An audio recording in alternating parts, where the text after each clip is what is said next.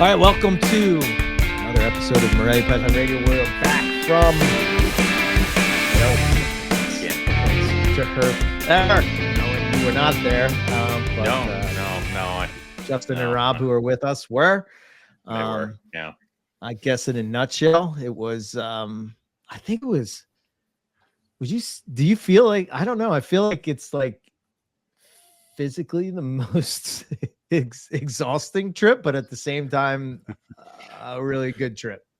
It felt like we just kept going and going and going and not stopping, and we just kept pushing it. And true Mr. Stone fashion pushes it to the one of these trips is going to be easy. We're like, hey guys, let's go get a cane break, and we're going to pull into the parking lot, get out of the car, and be like, there it is. Everybody back in the car. Like, it's going to be like one of these trips is going to be that way.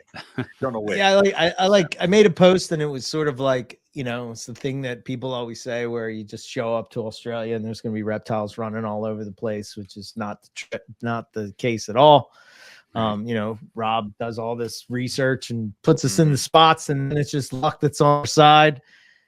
Dude, we looked everywhere for an Owen and Pell 2.0, and it's because you attempted to replace my juju with Justin's juju. Justin does have very good juju, but is not Owen juju. So, I am Juju. Okay. That's my. I mean, there was there is that. Like I said, I mean, he's the OG Juju. It's pretty good. It's pretty good. All right, but it wasn't. Yeah. Again, I told you certain things you could have done to improve your chances, like huck Eric's phone into the wilderness. But apparently he needs it. It costs money. So it was that kind of stuff. My boss wasn't too happy about that. Yeah, I think my Juju replaced Owen's, but for geckos, because we had a really good. I gecko heard trip. You went nuts with geckos, and I think you have. First off, I think you're a freak. You have freakishly good eyes anyway. And I will pause now as we all think about that one snake that I lost that you saw that would have been a lifer, and we're just going to get, all right, we got it. Moving past it now, okay? So, well, we did have a reference to that on this. I know you did. I stopped the car and I shined the light on it, and I said, "Rob, it's right there. There. Don't Owen me. Yeah, don't Owen me." Bullshit. But anyway, the fact and in reality, it was a Burton's legless lizard. Okay. A type of gecko. Nevertheless. Yeah. But the fact that you guys can spot geckos and stuff like that, and I don't know I didn't hear if you guys got any road cruising, but I think that'd be only insane. The Burtons. Just I mean, Burtons are pygopods, right? But sort of gecko. Yeah. We didn't see. Yeah, that was one thing that shocked me is we didn't see a lot of geckos on the road, and I was starting to think that I couldn't see geckos on the road anymore or something, because when I was in Australia with Jordan Parrott, he was spotting geckos, and I was like, how did I not see that? Everyone, I'm like, I didn't see that. I'm thinking in my head, like, oh crap, I didn't see that. Well, that's the Texas bullshit where we're driving past cuts and we're like, we're missing things, but then we're like, no, we can see the millipedes. Yeah. So no. But where he's finding them and I am not, and so I had that in my head, like I can't see geckos on the road anymore. I'm too old or whatever. And then when I was up in WA, I spotted a Ciliaris, a Strophura Ciliaris, the spiny-tailed gecko on the road. Yeah. And it was like, oh, clearly that's I called it. I'm like, that's a Ciliaris right there, and went back, and sure enough, it was a Ciliaris. So I can still spot geckos on the road. And we did see that Gahaira on the road at one point, but we got off the road before we could stop. Same night as a couple of them actually. That's true. So we were seeing them on the road, just not as many. Okay. Well, and I'm comparing it with one night on my trip in 2011 when we were down on This was not like that. We saw like 50 Strophura Ciliaris. They were all over the place, and I was getting in trouble for stopping for them, so. But it's another one. It might have more orange different than the last one. Yeah. This trip was definitely lizard heavy, more so than snake heavy, which is fine with me, but definitely a lot of monitors and stuff.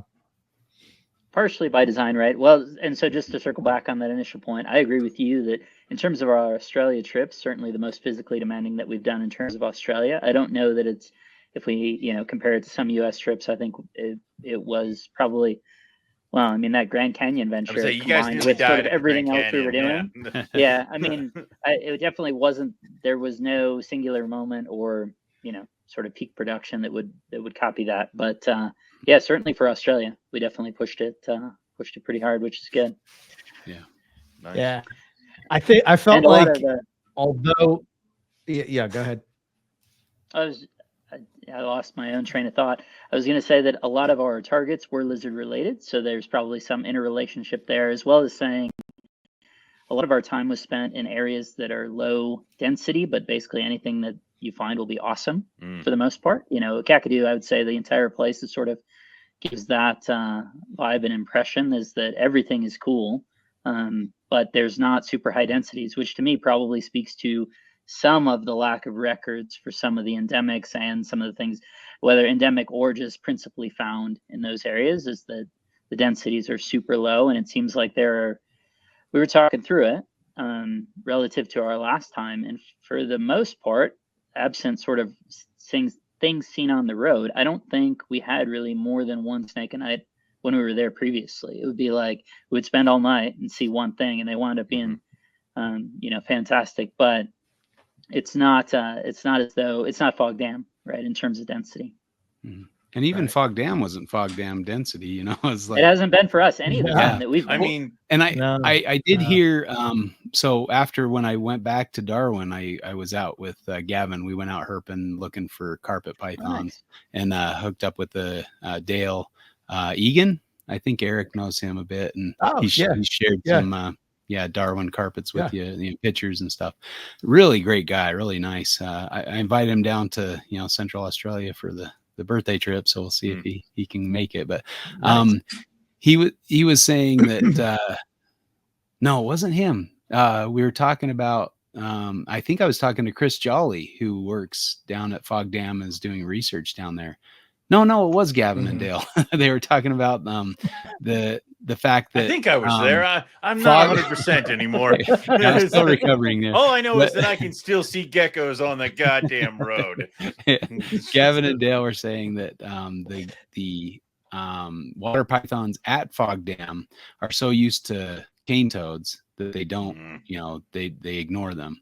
But water pythons other places will actually try to take cane toads still, and so they're declining in numbers. And even so, then they're putting water pythons that they find in the city or wherever, and put them out at Fog Dam because that's a good dumping ground for water pythons apparently. But then these transplanted water pythons eat a cane toad and die. So the populations are declining even though they're putting more animals out there.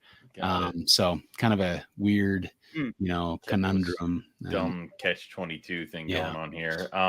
I was gonna meet up with Chris Jolly, but he was out there doing research, and he's writing a grant right now and stuff. So hopefully get some funding to study some of these issues and things. But pretty interesting. Very, and it seems like you guys did the Fog Dam special where you found a water python and a slaty gray. And that was pretty much you skipped the buffalo part, so I'm glad that didn't happen again. I got that on the tail. Oh, okay. Oh no. All right, good. We found the buffalo. And probably certainly a highlight of the trip for me was that Justin had spotted in the wetlands a sort of true in the wild salty, which was, to my mind, the first one in sort of a non-classic place to be seen that we had seen, despite being our Eric and I's fourth trip to Australia, right? So we had seen him up in Queensland before, but kind of associated with, tour are running through there and stuff. So they're sort of being attracted. It's not truly just sort of a crocodile in a wild context, or even Cahill's, which is, crocodiles in a specified context. So that was Eric and I's first exposure that was outside of those sort of limitations, or it's sort of a known quantity, right? A guarantee to show up and you'll see it. All right. So who jumped on the croc, and pulled it out. Well, we were petitioning Justin, but he thought it, was a little bit big for it. And maybe the water, and I didn't want to get wet. And that's the one. Muddy. That's the one you see. It's the 6 others you don't. That are the ones you want to worry about. Yeah. So that's the decoy croc. Yeah. Yeah. They send him out first. Yeah. Yeah, that's the crazy. I'm with you there, Rob. It's like all the trips that we did to Australia, it's kind of like you think of, I guess it's probably the Steve Irwin influence or whatever, but you just automatically think that the one reptile you're going to see is going to be saltwater croc. But like, everywhere on our first trip, it was just on the boat, and on the second, well, we didn't see any. We saw tracks and things, right? But even at Cahill, there wasn't any that. Yeah, nothing. We were only there probably in the middle of the day for 20 minutes or something, and that was the entirety of it. But yeah, just that there were none visible at that point. And maybe that's the thing, right? Is that maybe the thing that we underrated with the Steve Irwin stuff. Although if you take it, retroactively in context, it's you look at it and say, oh wait, he's actually setting traps for these things, and he's not going and seeing them for the most part. It's okay. He's baiting them, to try and catch them later. It's not just I turn up and sitting right there. There's so many crocodiles. So yeah. Well, so frankly, I was kind of surprised we saw so many out in the day at Cahill's, because typically in the hotter months, and it was plenty hot, they usually kind of see cooler water go down, or find somewhere that's cold and kind of hang out underwater rather than being up on the bank. And maybe it was because we were there at kind of on dusk or something. But it sounds like Gavin and Keith and Teresa saw plenty out and active on their trip on their fishing boat. So yeah, I don't know, I was a little surprised at that. You might have just shown up right at the right time where everybody comes out, warms up, and then if you would come by 2 hours later, you wouldn't have seen any, because it would have just all slid back underneath. So it's all, and Eric and I talked about this, and we've talked about a million times about her trips. It is, all planning and stuff like that, but there's still that sliver of luck. Of it just happens to be the right circumstances, and the animal just happened to decide it needed to break cover. And that brings up kind of the issue of timing, like when to go. And this came up a lot on this trip, at least for me, going over on the second half of the trip, and just people saying, why are you here right now? Nothing's active. Okay. So hot that things are just, very difficult to see. And so, that they're like, oh, you should have come in the middle of winter. I'm like, oh, okay, that's but it's like, all right, if you come in the middle of winter and you somehow get some good days, everything will be out. But that's a crapshoot of, are you gonna, because you have to plan so far in advance, are you gonna be over there right when there's a good stretch of days when stuff might be moving? Well, I guess that's go ahead. Back end. Yeah, we'll get to this on the back end, but when we went to Sydney, when we turned up, so we had after we had parted ways, right? That we went to Sydney for a Saturday and a little morning. John, what's 5 miles in the morning? Sunday, and you're fine. Flight, but both days it was either seasonably or seemingly unseasonably cool, so that it was like a daytime high of 70 degrees, and it was sort of. Okay, this feels like we're going to put in the work, and we might have luck turn out. Certainly we saw an eastern brown snake that was cooled down enough to let us get some nice photos, the best brown snake photos I've gotten for sure. See some monitors doing stuff, but no diamond pythons, and it was like, in reality, we probably would have been better served if it was 78, 79, 80 degrees than it was being, a high of 70. Overnight low, in the low 50s, something like that. And the next day was going to get a little bit warmer, maybe 76, 77, but we had to be at the airport by the time, it was anywhere close to that high. So it was really pretty much the same conditions as the day before. Right. I think they said this, Owen, on our original recap thing that we did but I couldn't get over how cold Sydney was. Well, we got on a flight in Darwin, and it was what was the ambient when we got on the plane? 110 80 degrees, 82. Well, I was saying even at at 11 o'clock at night, it was 80 degrees or something like that. Jesus. And it, when we landed in the morning, when we landed in Melbourne, Sydney, that well, we didn't really get out, but when we're ultimately at Sydney and it was 8:39 in the morning, it was like, wow, it's 65, 65, something like that. Yeah, I walked out of the plane in Melbourne and I could see my breath, and I was in shorts and a t-shirt, because I was sweating my butt off in Darwin. And then I thought, oh, I'll sleep on the plane. The wall of the plane was ice cold. I couldn't bump against it or it would like wake me up and jolt me out of sleep. It was horrible. torturous sleep. I wonder if the heat had anything to do with the fact of the physical nature of the trip. I would imagine that it played. So, I mean, it was hot, man. I mean, I think we can pretty much draw the conclusion that hiking in hot weather bad. So, but but it was more difficult. It did cool off a bit. It's not hiking to me. Yeah, I guess so. But trekking, baton marching, what do you want to call it? Like, it's I don't know. It just seems like when I'm out west, hiking is like, it's flat, it's a desert. Like, I don't know. I don't know, but it just doesn't seem as I don't know. It just doesn't seem as exhausting as also I think the long travel does, I think, zap some of your energy. I think at one point you told me you were like, I traveled for 24 hours and then I felt tired. I'm like, yeah, this makes sense. Both ways were I'll buy that. Yeah. So total. Yeah. Which is definitely worth it, but you're gonna feel it for a little bit. I don't know, like hiking at night, while you're herping. Maybe it's just because I'm so focused on finding stuff, or I'm just my brain's on looking and finding, and I'm just kind of driven that I don't notice how far I'm going or how hot it is or whatever. I mean, I sweat like a monkey, so I'm just like coated in a layer of sweat. Which I found out is kind of helpful with the insects, because they just kind of like land and like and run off my back. Well, I think I've said that on Rob trips before, where it's like, listen, if we stop, I'm gonna die.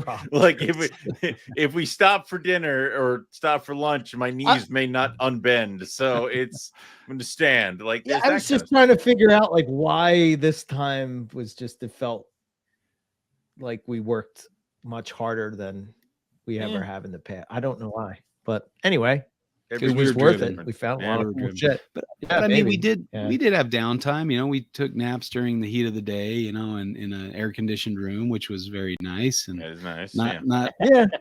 Not so possible on the second leg of my trip. But,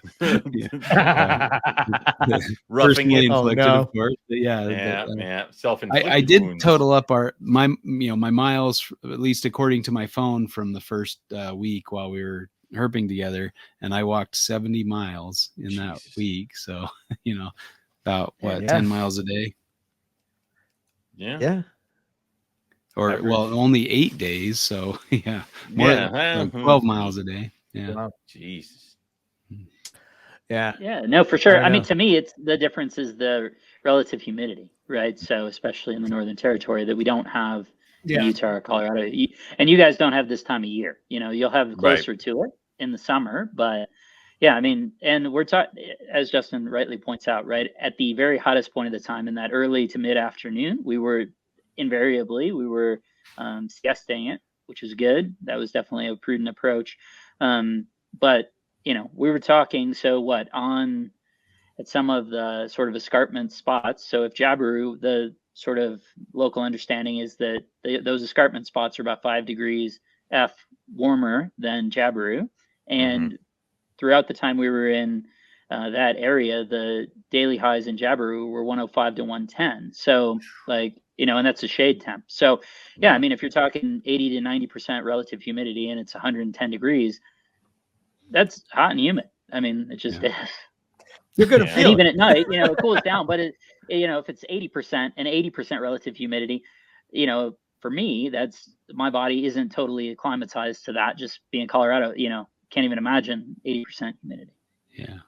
I usually gauge my, how long I should be active by the sweat line as it moves down my shirt, and once it hits my belly button, I'm done. But man, this was going all the way down to my knees. When it's instant, yeah. So what does this mean?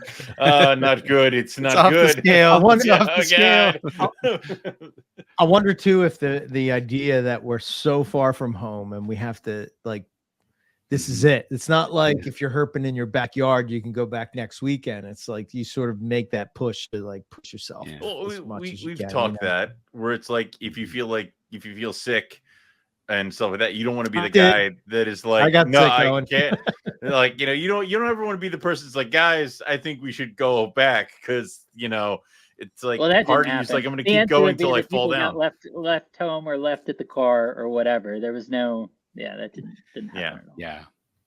The only other time things got hairy was when we came back the one night after we walked through the smoke from the fires that were around us.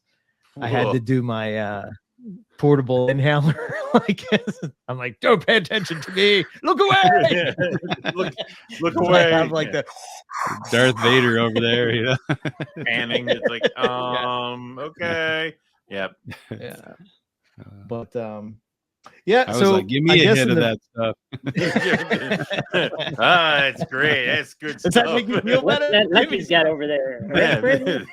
Here I am I using my lungs like a sucker. So the place that we went at the beginning of the trip in Sydney was full of water dragons. So we saw tons of water dragons. And if you were looking for a water dragon, we could have put you on any size, man. We had babies, we had juvies, we had adults, we had males, we had females, all over the they're place. Far away from what I would. I mean, I like water dragons, but I don't think they were ever on my radar or something that I need to herp. To see. I don't know. Lizards. No. Take that back. They're very cool. Awesome. Yeah, they're very cool lizards. They are cool lizards, but those would be like one of those things, kind of like how the frilly was. I'm glad we found it. I'm glad I saw it. It was so far off my radar that it took me a minute to realize what it was because I was there for other stuff. I understand, but I was there for other shit. Right. I had other things on my big list. So yeah. Snake. Where's the snake? Give me a snake. Yeah, snake. Must find snake. Get out of here, lizard. It's just that kind of stuff. So did we see? I mean, we saw maybe that skink that Keith spotted was pretty nice. The water skink or something along those lines. For sure. And in terms of the water dragons, the cool thing for us, Eric and I at least, was that so we had seen singles on two previous trips, up in Cairns and then the one 2 years ago in sort of central coastal Queensland. But it was only single animals kind of doing, and the Cairns one was super fleeting where it was on the road, maybe 30 feet ahead, and then tried to stop the car and get out. And it just totally bolted even from that distance. Whereas in the one 2 years ago, it was swimming about, which was really cool. But again, single, whereas this, the place is crawling with them. And we went back then that last morning, the morning of the flight, and saw even way more than because we were there for 5 miles rather than an hour, and wound up just saw some of the same one, very obviously the same ones again, which was good. Got some really nice photos. Got interaction with a Latin birthday party that Eric saw from afar and got to. Why is it always come to that at the end? Some tour group or something is bothering Eric. They just find him. Yeah.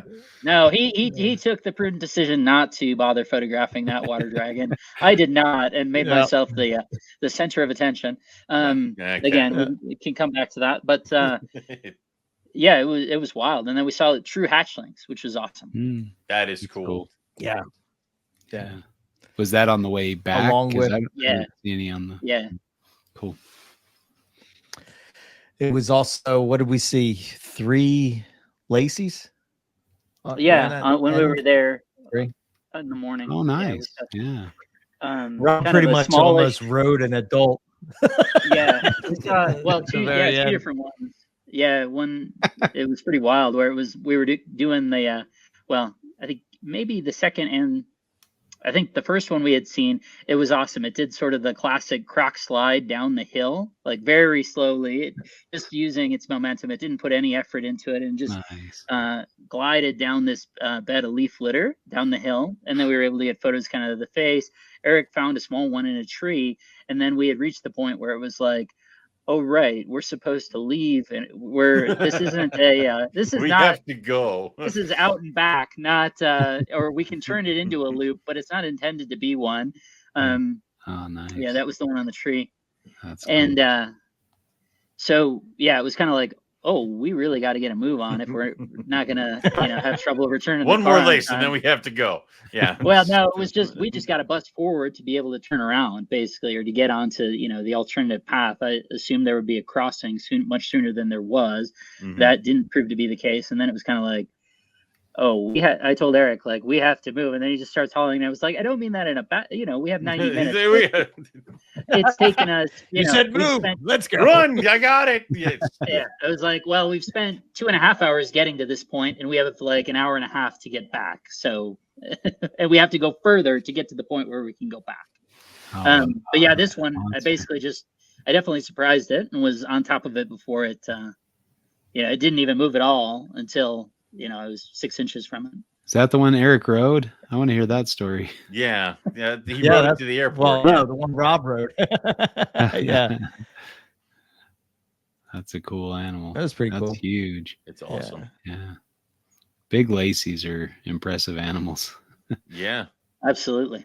Yeah. I've only ever seen them in captivity. I decided not to follow your example. Didn't go for the grab. And, you didn't grab it? I kind of got close. I mean, and then surprised got close, and then took a step back. It was like, whoa, okay. Well, there's also the whole thing of like, if this goes wrong, I have like 5 minutes to stitch myself so that I don't miss my plane. Yeah. They're like, check in. Yes, I would like to check in. Like, it's beat it, hand wound, Harry. Oh, nice. I didn't get any like really good I did get good pictures of monitors with my camera, but nothing really with my cell phone, which is I didn't go through them yet. Does this one go? I don't know. It was weird to sort of be at the beach. Yeah, I guess I can. You did the beach you saw some stuff in the trees on the beach, right? Yeah, so we can transition, I guess, to sort of the next day or next couple of days here, if you want. Yeah. We're going back to the start. Yeah. So this is day 2, Justin. Weave me a picture, Weavers. Yeah, the first day. So we stayed in Howard Springs, and the night before we went out and tried to get to Howard Springs Nature Park, and there's a big fence in the road, so we went to Fog Dam instead. Okay. So in the morning we jumped up and went to Howard Springs, and of course I've been on several trips within the range of Mertens water monitor and have never seen one, so I was very happy to get my first Mertens at Howard Springs. So that was really cool. That is cool. Yeah, it was like Rob jumped out, walked over to the water's edge. There was one waiting there for us. We went and took pictures, and then, okay, check. It was a cool animal too. It was really a nice looking beast. So yeah. Yeah. Is that it? Yep, just sunning on the bank there, and he was pretty tolerant of us getting in his face and taking pictures and stuff. He didn't try to bail too quickly or anything, and didn't bail at all. He just kind of sat there. I think he started walking as we were leaving, or close to when we took off. We did a little walk along the trail to see if we could see maybe. I did the whole loop. I don't know what you mean. Rob did the whole loop. Walked it a loop. little bit. We did the half loop and saw a few cool birds. There was a kind of an emerald green pigeon that was walking around, and those megapodes that build the giant mound nests that have thick old legs. That was cool. Yeah, it was a pretty neat looking bird. Little mohawks. Flyy bird, walkie bird. Got it. These were mostly walkie birds. Mostly walkie birds. Couple flyy birds. Okay. Yeah. But yeah, fun. I mean, and with the zoom camera, I try to take a few pictures of birds. So I've got a lot of bird IDs awaiting me. So at least for the first few days, which we won't get into that yet. But so yeah, we headed out towards Darwin from Howard Springs after we hung out with that water monitor for a bit. We went into Darwin, into the kind of on the coastal area of Darwin, and looking for more monitors. It was a kind of a monitor front loaded trip for sure. And Scalaris abounded. There were Scalaris just about everywhere. Yeah, walking along this path along the beach was pretty amazing. The rocks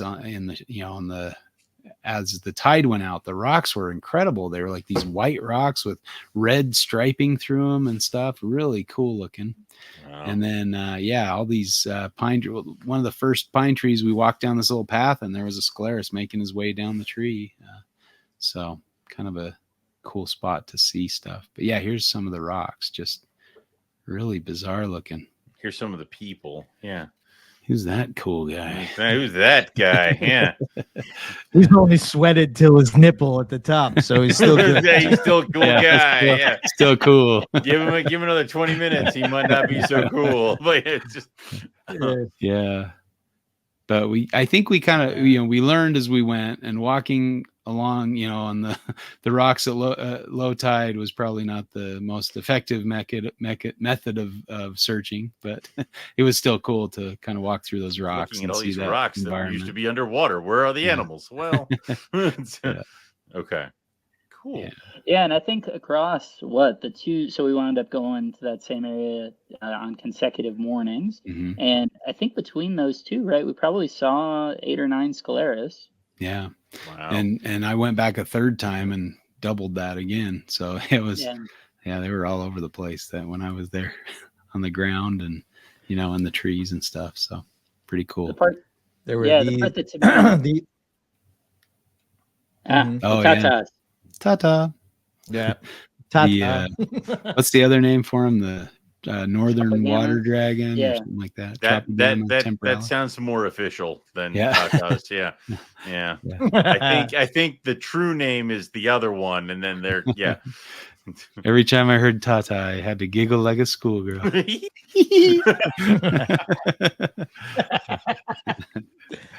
Yeah.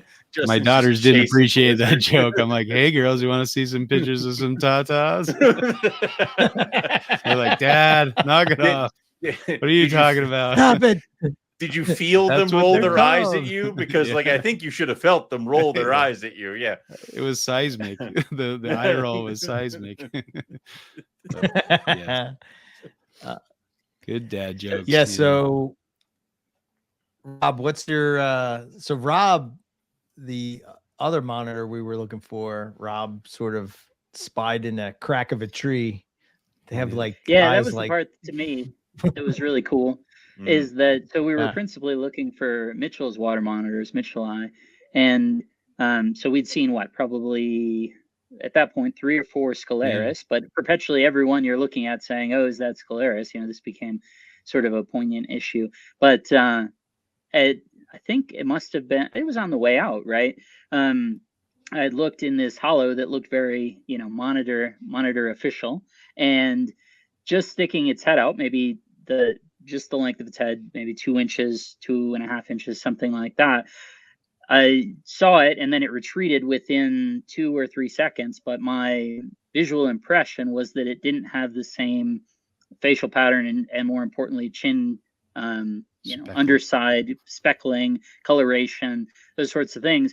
But then it was just gone into this hollow, despite very light manipulation and certainly photos from every angle and circling back to it. It was just it was gone. Yeah.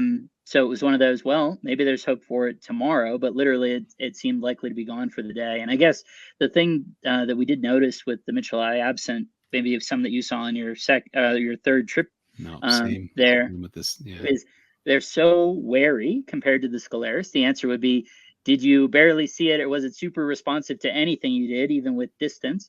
Then that's a Mitchell Eye. Scalaris are pretty willing to sit there for the most part. The Mitchell Eye, at the first possibility of bolting, might as well be a glebopalma with the length of time it was willing to show itself. Yeah.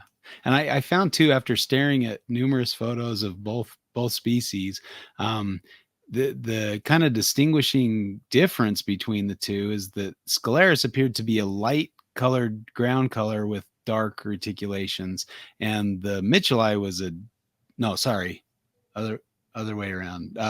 There were more, the spots, circles on the Scalaris, and then the Mitchellii had dark spots. So like Scalaris had kind of light spots, and the Mitchellii have dark spots. Right. So that was kind of the main difference that I could see. And then Mitchellii also had light color around their tympanum, tympanum membrane around their ears. The ear, they had kind of a yellow outline of their ear, whereas the Scalaris didn't seem to have that as much. But similar face patterns, it seemed like the striping and the blotches and things on their face looked somewhat, similar from a distance, I guess. But, yeah, possibly. Right. Yeah, I can certainly understand, not looking at a photo or whatever, but as you guys can attest, that day when we were walking back, it was the mixed bag of frustration that I was quite confident that I had seen not a Scalaris, and y'all are, okay, good for you. Yeah. Good for you, buddy. No, I got pictures of it. And no, I know, but not that day. Yeah. No, wasn't it the first day? I thought I got pictures that first day. No, because I had only seen it. I didn't even get a picture. Oh, and then it was heads up down. This is burned in Rob's brain. He knows exactly what happened. Yeah.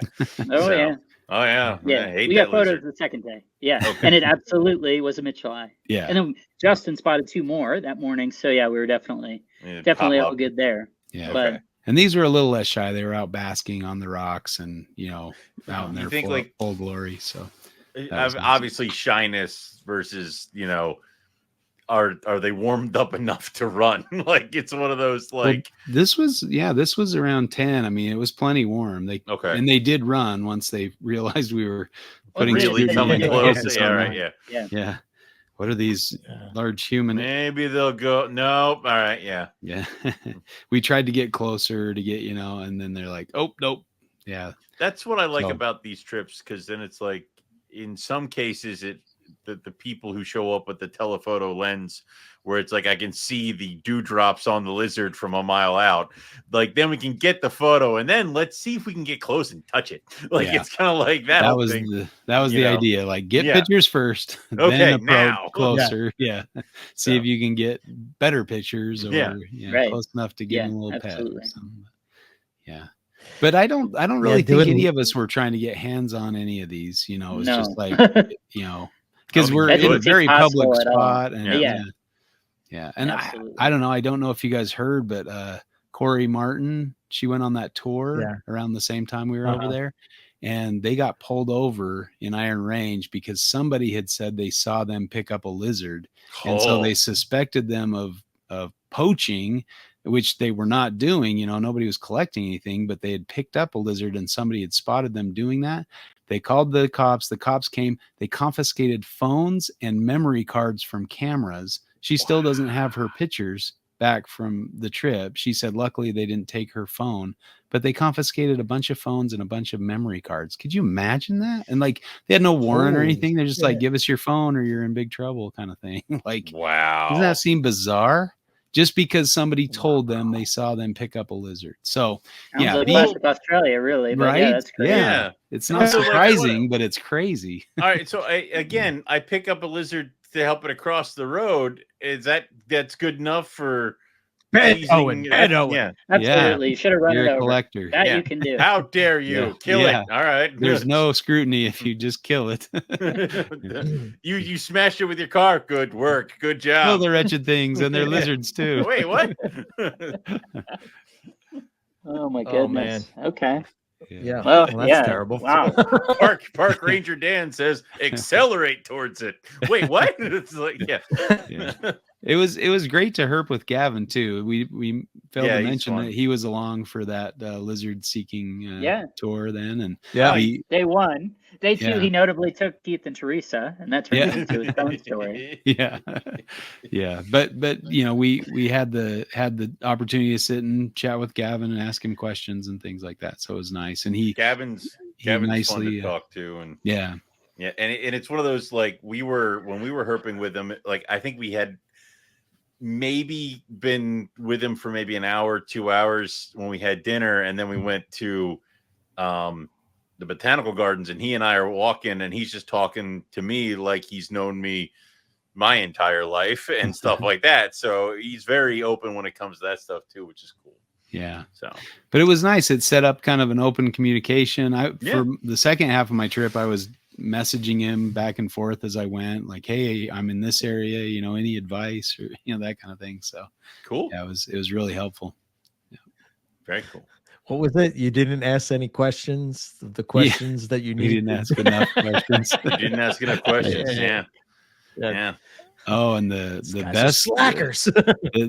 When did he handed us off a baggie of wonderfulness? Oh yes. Yeah. He had some dried mango from his backyard.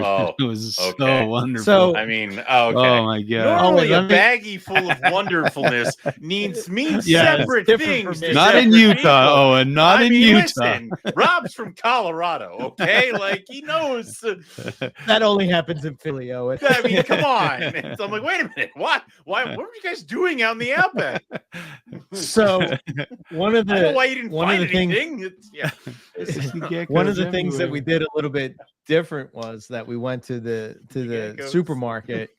Yeah, right. We went to the supermarket to get a bunch of food prior to going up to Kakadu, right? So we were there trying to figure out what are we going to get or whatever. And I'm like, okay, maybe I'll get some fruit. So I'm like looking at the mangoes and I'm like, man, these mangoes look delicious. They were they look so good, man. I hear you can peel and eat a mango with a plastic fork. It was a wooden fork. Yes. The wooden fork. Yeah. It did look like a murder scene afterwards. Yeah. You went in, there's pulp all over the mirror. It's like, what happened in here? I look like a lion. I've got like wildebeest in my beard. Like, what did you just eat? What's wrong with you? Do you have arms? So I'm thinking, like, if I get fruit, then it will be like it'll be something that you can eat and whatever, blah blah blah. And then it turns out that Gavin has like a whole bunch of mango trees. When we went to his place, he had like these 2 huge tables just filled with mangoes. It smelled like mangoes, and then he cut it so thin, Owen. Oh my god, it was so good. These mangoes were so good. I still am crazy. You don't know. Yeah. I'm sorry. The problem is that when Justin's here, he talks every once in a while, and he kind of slips into his Simpson impersonation voice, which triggers me to think of something. And then because right now I'm just on like 400 individually wrapped slices of American cheese, and that's not where we are. but that's that my mind just went. I've gone blind. Nice. I think I'm blind. So I know. I went to work on Tuesday. I'm like, what are these shitty mangoes, man? This is crap shit. mangoes. This is garbage. This got to get out of here now. This is no good.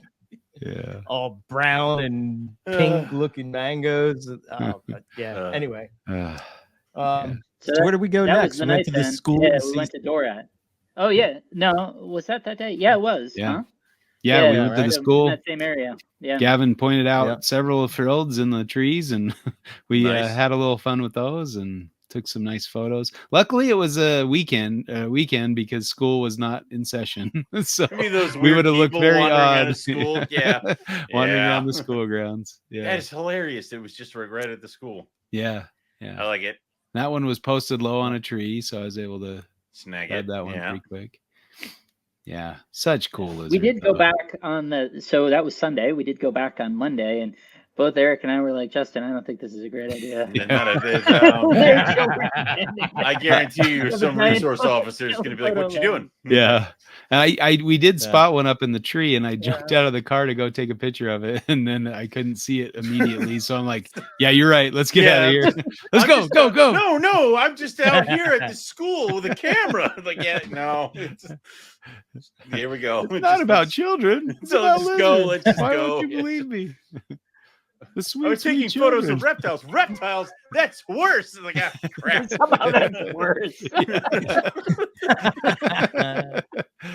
You're going to jail, buddy. You make me sick. I don't. Reptiles. What are you doing? I guess from there. Yeah, we went down to Dorat Right. from there, which was its own Right. excitement. Justin No showed off olive his pythons driving on skills. Dorat again. Oh, my Well, goodness. so yeah, We it got was there a mixed early bag. and got to flip got there some early. pin and hmm yeah. Yeah, that was really cool. We started seeing the so those weren't Nana, right? Those were Paranana. Yeah. We flipped Paranana Some and Australis, some Gaira Yeah. Australis. Yeah, so Yeah. some geckos. Cool. and that was actually then we cruised two different Gaira Australis too. Yeah, that's right. Yeah, so those were Which the we geckos saw on the road. which we saw on the road.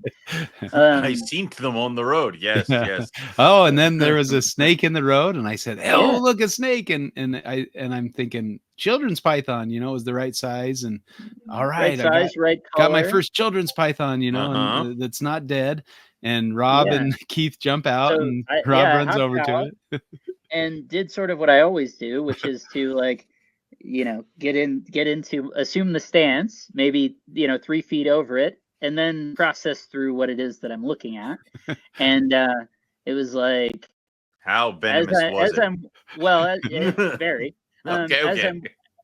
As I'm working through it, I was, the initial hope for me was like, oh, it's going to be like a baby olive python. And I was like, oh, children's python. And then I was like, no, that's a very distinctive head and neck pattern. That's the NT form of the Weigel's pygmy mulga, King Brown, Yeah. And as I had spun through those calculations, which was probably, 3 to 5 seconds, it then had spun through its own calculations and stood up and started to straight towards me. Fuck this guy. Making like hops backward. I'm like, oh, okay, maybe that's not a children's python. which is I wish I would have really had the phone ready to film this, because it was quite humorous, because you go out there and you see Rob kind of looking down at it, and he's kind of in his ready stance, and then Keith jumps out and kind of is doing the same thing, and then kind of Rob bends down a little bit, and then he stands up, and then he starts dancing around like moving from side to side. We're like, oh, it's not, it must be venomous. Yeah. I'm like, that's not a children's python. So we hurried and parked the car and got out. Yeah, and so at least I had managed to keep, kind of like what we had done, Owen, except this one didn't have that size and certainly didn't have sort of the response where with the northern brown, the big one that we had seen, probably because of its size, right? We would follow it and then it would turn around and give us sort of the spook and then keep going and do the same thing over and over again. So we didn't get any clear photos, and that one was definitely super warm. This one wasn't that, so I was at least able to keep track of it. And then it had sort of wound into a bush, and Dr. J showed us a little bit of his Elapid skills. For me, yeah, it's a little bit I'm used to Crocodile, and they don't operate in any of the same way or give any of the same sort of signals. I've done very limited Elapid handling, and that's certainly not the place to give it a first. Now's the time. The place for the snake to give it a first field go with, and that actually take the training wheels off at some point. Let's go. Yeah, this was my place. I think it was my 4th Elapid that I've tailed in the wild. So Jesus. I started with the red belly black, and then I think there was a Mulga, a Highlands Copperhead, and then this guy. So that is still a sore spot between myself and the woman I married, because and then Eric and I chased it. You chased it. No. Yes, I haven't. Let me modify my words. We followed. I haven't told Heidi about this yet. So. At a healthy, safe distance. It's that whole thing. But I do remember we were at Kakadu, and we came around the corner the one time, and I think it was me and Keith, and we were like, wait, like it was one of those. And then I'm like, that's an Elapid. And then Rob came around, and he's like, it is. And then by that point it was like already on its way out the door. So I do know that stutter step kind of a thing you kind of have to do over in Australia. Yeah. So.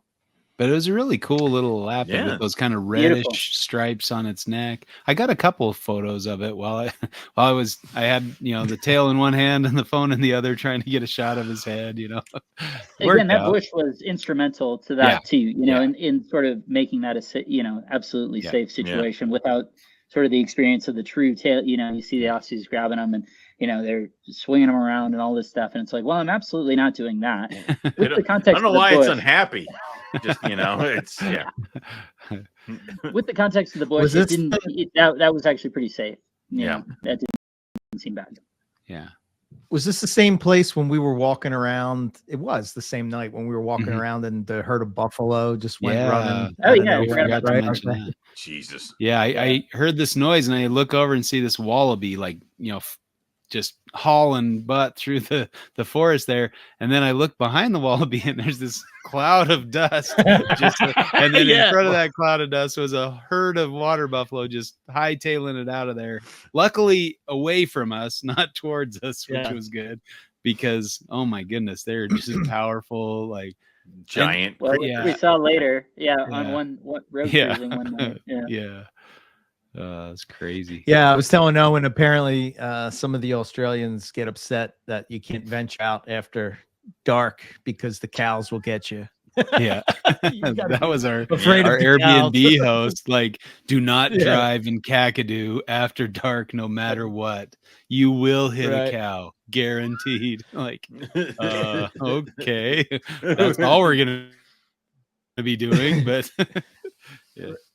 and then I guess one night we were driving, Owen, and sure enough, there's a big water buffalo in the middle of the thing that looked like he puts his head down. Well, it doesn't help. They're jet black and huge. It's like, give me a cow with some white spots, goddammit. Like, it's, Yeah, they're like linebackers, man, compared to cows. These things, I think that would be one of those moments, like, if you're driving a small enough vehicle in one of the more northern states, and it's like, if you hit a moose, it's over. The moose may get up afterwards and walk off, but it's over. Yeah. So I think hitting a big water buffalo, it's over. Yes. But the buffalo may be okay. So, this one that was stopped in the road, just so it was stopped, stood stock still, and it just either it was already facing one direction or it turned slightly to be facing that direction, dipped its head, and just the explosive power of that animal is really unreal. Burst through the undergrowth. It was crazy. Yeah. Well, after we found that nice little Elapid, we got back in the car and drove up a little bit. I think about 5 minutes, 3 minutes, something like that. And just the heavens unleashed. It just started raining like madness. Like, so we thought, let's keep driving and maybe it will get better. And it got worse and worse and worse. And I thought, well, maybe let's turn around and go back the other way. And it got worse and worse, and it just stayed with us the whole way back, all the way to Adelaide River. And it just rained like buckets, sheets, like you couldn't see the road hardly. I was just hoping I was still on the road for most of it. And I'm sitting there watching, it was like, well, I'm both glad Justin's driving and I have no control in this situation, but I certainly can see where we are or where we are not. And so I was super impressed. I would describe it as, it's not that atypical in Colorado, Utah to get those sorts of rainstorms, but our logic in going forward into that is that I'm used to that lasting for 5 minutes, sort of at the most, right? It'll be that heavy concentration. And this just either kept continuing or got worse. And then we turned around and somehow, despite having gone 5 minutes, 5 to 8, 10 minutes into it, it then was 40 minutes out of it. I don't understand the formation of that storm at all. It's crazy. So we just kind of said, well, I don't know that either the road's going to be just trashed because of all the debris brought in by the rain, so we're not going to be able to see much on the road. And everybody was kind of tired, and we thought, well, I guess we're going back up to the Airbnb. Well, even at Adelaide River and beyond, the roads were those roads are meant to take water, right, based on the wet season and stuff like that. But they had standing water on them, and that turned out the keelbacks, which we had also seen the night before it fogged. Well, we'd seen a couple at Fog Dam. But yeah, it certainly turned those out. And so I was hopping out in the middle of the rain in the standing water, pulling these keelbacks off the road. The last one of which turned into some work truck. And the guy stopped, I'm standing on the side of the road, and this work truck pulls up behind us. And they're like, "What you doing, mate?" And I was like, "Oh, I just stopped to pull that keelback off the road." So many drugs. And gave him the little tap on the thing. It said, "Hey, thanks though," whatever. The look on their face was pretty good. It was definitely, that certainly wasn't the expected answer. Yeah. Those keelbacks are cool little colubrids. They're neat looking. Absolutely. Yeah. But they're hard to get a picture of in the pouring rain. Yeah. You did find a DOR olive that. Right. And then once it was actually to dried out area that hadn't gotten wet, there was probably a 6-foot olive that had just barely, it was mostly coiled off the road and then must have just gotten nicked right on the front of the face. But it had been dead on there a long time. The guys were very confused when I described it as though it had been sitting on the salamander too long, but it was definitely above sort of normal operating temperature, meaning that we must have just missed it or nearly so on our way down. And it had spent that whole time, again, an area that didn't get rain, just getting roasted out like it'd been sitting on, a dead snake on the heat pad, basically, is what it felt like. Oh, it heat rocked itself. Okay. Yeah. And then, back at the Airbnb, there were some cool frogs hanging out on the absolutely on the accommodation. Always Western the accommodation. Was it the Western laughing frog or? And then I think just a green frog. Yeah. Right. And then a third one. I don't remember which one that was though. Mm-hmm. I told him Jabber was a giant moth as well. That was pretty cool. Yeah, absolutely. Oh wait, it was that one, right? Yeah, that's the green frog. I would say that has to be the green frog because it's green. Yeah. Yeah. Otherwise, what the hell are the scientists doing? Yeah, thank you. The ones that were hanging out on top of the electrical box that were like, there were two. Yeah, that's what I was getting at. Yeah. Anywhere there's a light, just, ace and bugs. I think I added one of those, and it was like a Western laughing frog or something. But yeah, and then next morning, back at it back looking for monitors again, and we spotted the three Mitchell-I because Rob's was out and available for a face photograph, and we could verify and say yes, that is a Mitchell-I. Excellent. Yeah, Rob was right. Rob was a dope. Indication. Fine stitching around dope. Yeah, so it's. But yeah, it seemed like we were pretty good at finding, that we found that female temporalis, the female tata. That sounded wrong, but yeah, we could have just kept going, but we'll get there later. Turn back. That's later in the trip. But we initially thought it was a frilled lizard because it looks so cryptic and different from the males. They were very. Are they? Color dimorphic or sexual dimorphic? I believe so. And there's another species, Gilbert's dragons, that are out there. So it could have been a Gilbert's. I don't know. Like it was hard to. I haven't made the official ID yet. That at least for myself. So all these results are pending. Got it. Yeah, exactly. Okay. So a cool looking lizard nonetheless, and very cryptic looking, and cool. So that was the response I kept. Like you guys kept sending pictures, and I just kept going lizard. Yeah, because I'm like, yes, that's a lizard. Yeah, lizard. Am I wrong? No, it's lizard. Like, lizard. It's.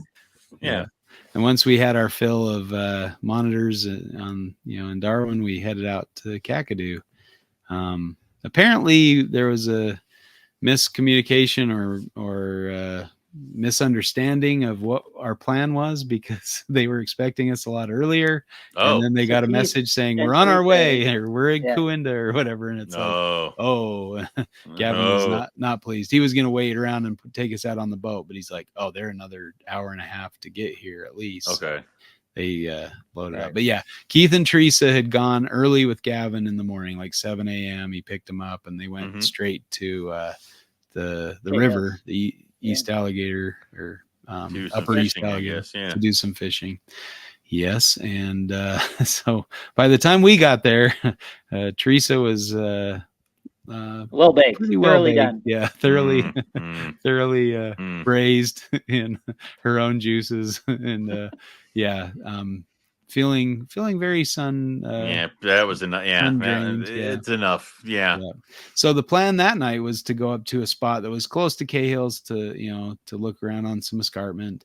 And we thought, well, let's go take a look at this place. And as we drove there, the whole side of the road was on fire. Oh, this is not good. great for our Yeah. plans. So we reshuffled our plans, and I guess that's the key here, right? The learning moment is to have a B plan and have a good B plan, and have a C plan and have a D plan. Fires, yeah, that's Exactly. probably a good one. Yeah. Yeah. Because our B plan also about didn't pan out. We went to a well-known spot, and there is a big gate on the road and flashing lights saying, "You are not allowed here." Beat it. The cops have been alerted, or whatever it says. Yeah. Oh, they got. And so we said, well, that's luckily enough. Yeah. we had a C plan, and so we went with our C plan. And this was the night that, so we dropped Keith and Teresa back off of the Coinda Lodge, and then Rob and Eric and I went out, and this was the cool gecko night for sure. Yeah. Well, both nights were cool gecko nights, but they were, in abundance. The different cool gecko, numbers of cool geckos. Yeah. So we did see a lot of the Gehira, which is a small, kind of little, fairly nondescript gecko species. But then we stumbled on the Oedura gemata, the what is the common name for those? I need to break open the book. The jeweled velvet gecko. Yeah. So cool. Yeah. So really nice fat tails. Like they looked really healthy, like they were doing very well. And I found out why after I found an individual that was trying to eat a Gehira, a much smaller species. He had the gecko's leg in his rear leg in his mouth. And then eventually the little Gehira turned around and bit the forearm of the gemata, the jeweled velvet gecko. So I wasn't patient enough to sit and watch him eat it the haul. And so I hiked back, and then on my way back, I checked on him, and he had this huge lump in his belly. So he got the job done. But yeah, this is the Gehira that Eric put up on the screen there. They're cool looking geckos, little spotty numbers. But yeah, you'll hear rustling in the leaves, and it's usually one of those or a related species. Or Carlia amax. Yeah, right? That's the other sort of everywhere. But I like that idea of you're rustling in the leaves, and it turns out to be that kind of thing. Because I know when we were in Northern Territory, you heard the rustling in the leaves, and it was a cane toad, like just popping around. Well, like, God damn it! That too. Okay. Yeah. So we had a really nice night. I kind of ventured up a little bit onto the escarpment, up along a trail. That shocks me. Right. And somehow I got turned around, so I'm headed back to you guys, and I was already headed back to them. You went the other way, and so I started going the other way, and I'm like, and then I look at the map, I'm like, how did I get further away? What is going on here? So I was a little tired, and but beautiful landscape. And surprisingly, I didn't see much, up in I thought for sure, there was going to be something out there. But so I went back and met up with these guys, and they had just stumbled upon this beauty. Oedura marmorata. Again, the marbled velvet gecko. Oh, gorgeous. The yellows on it just glowed, right? And this is kind of a rare find for the escarpment country. Like that's kind of the extent of their range, maybe. Certainly if you look at iNaturalist, they're mostly found down by Catherine, right? And then there's a couple escarpment records, so certainly they're there. And then on the west side of Darwin, I think too. But pretty unusual to find one in that area. So I mean, there's a few records from out there, but not very commonly found. So I think we were pretty fortunate to be able to see. Absolutely. Are a lot of these species that we're seeing in captive husbandry in the U.S., or is this like, never going to happen kind of deal? I don't believe gemata are, but I think marmorata are. Okay. I don't believe there are any Jamada in captivity. But yeah, they're really cool geckos though. Yeah, They're probably in Europe. And that was a picture of probably. It's a rock. of the rock that it was in. Just Oh. in case anybody's curious, like what they were Who doing. wants to build a tank around this rock? It would be a cool tank. Yeah, see? Sure. Yeah, for sure. Yes. So then the children's python was the children's in the blackhead was the next thing we saw, right? Hooray, a Grabbing children's or- python. Yeah, no, the children's was Yeah. my life for live children's. So that was Hooray. very exciting for me. Yeah, because that was those and the Owen Pellies are the only pythons I hadn't seen yet in the NT. So yeah, I was very excited. It's good. It's good. I hear you wrote a book about these things, so it's good you got that one. Yeah. Exactly. Yeah. But arguably the easiest one to find. Yeah. I mean, yeah. Awesome. Very And the blackhead still- was good. No, not the blackhead yet. Not the that was blackhead yet. I'm different. sorry. There's no blackhead. And there's Not never a blackhead. No spoilers. Not yet. Sorry. Yes. Blackheads don't exist. So I guess Marmorado. Oh, I are guess that. further east, over all the way to the coast on the top end. So Oh, really? into Arnhem Land. Yeah. So they. Yeah, I'd seen a couple on the sort of that northeast coast, but sort of But with the way blank they're spot and- splitting yeah. them, I wouldn't be surprised if they, turned out to be Right. separate species or something in the two different areas. And I think there at the Crocosaurus Cove, they had two Marmorida on display, and it said, this one is different. We think it's probably a different species. They're consistently different in this manner. So, yeah. they didn't put them in probably. the same cage, did they? Yeah, they did. Oh. And the smaller one was missing a leg. So I don't know if that was as it was found or as it was housed with the bigger one. I don't know. This one's different. The other one's ripping it apart. Please stop. I mean, if they're anything like Jamada, they do eat other geckos. So, yeah. We keep putting geckos in here. Where they keep going.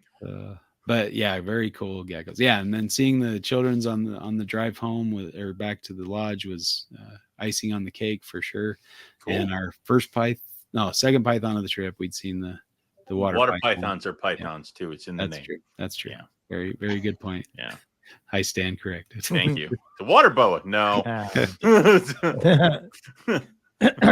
Oh, and on the way into Kakadu, we stopped at the Kakadu Visitor Center, and there was a really cool, some kind of diporifera sitting on a rock, just like right out in front of the visitor center. So it was like, and that was at sort of maximum temperatures. That was the middle of the afternoon. Yeah, he was hiding in the shade for sure. Yeah.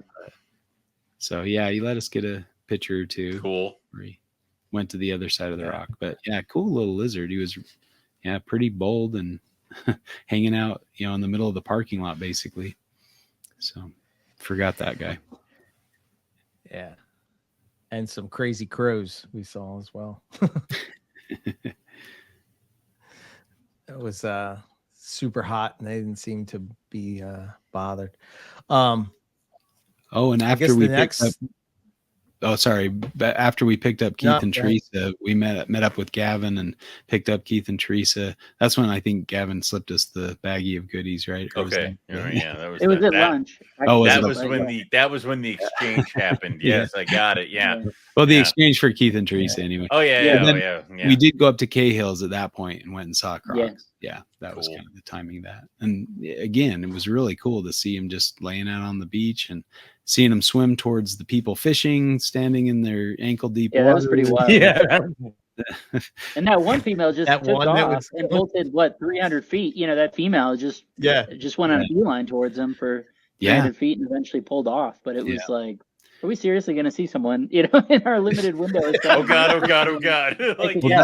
That was another story that Gavin and Dale told me that there was this tour guide and tour group that were up in Kakadu somewhere, and the tourists were like, we're hot and can we just splash around in the water, cool down a No. bit. And the tour guide's like, yeah, you're probably fine. No.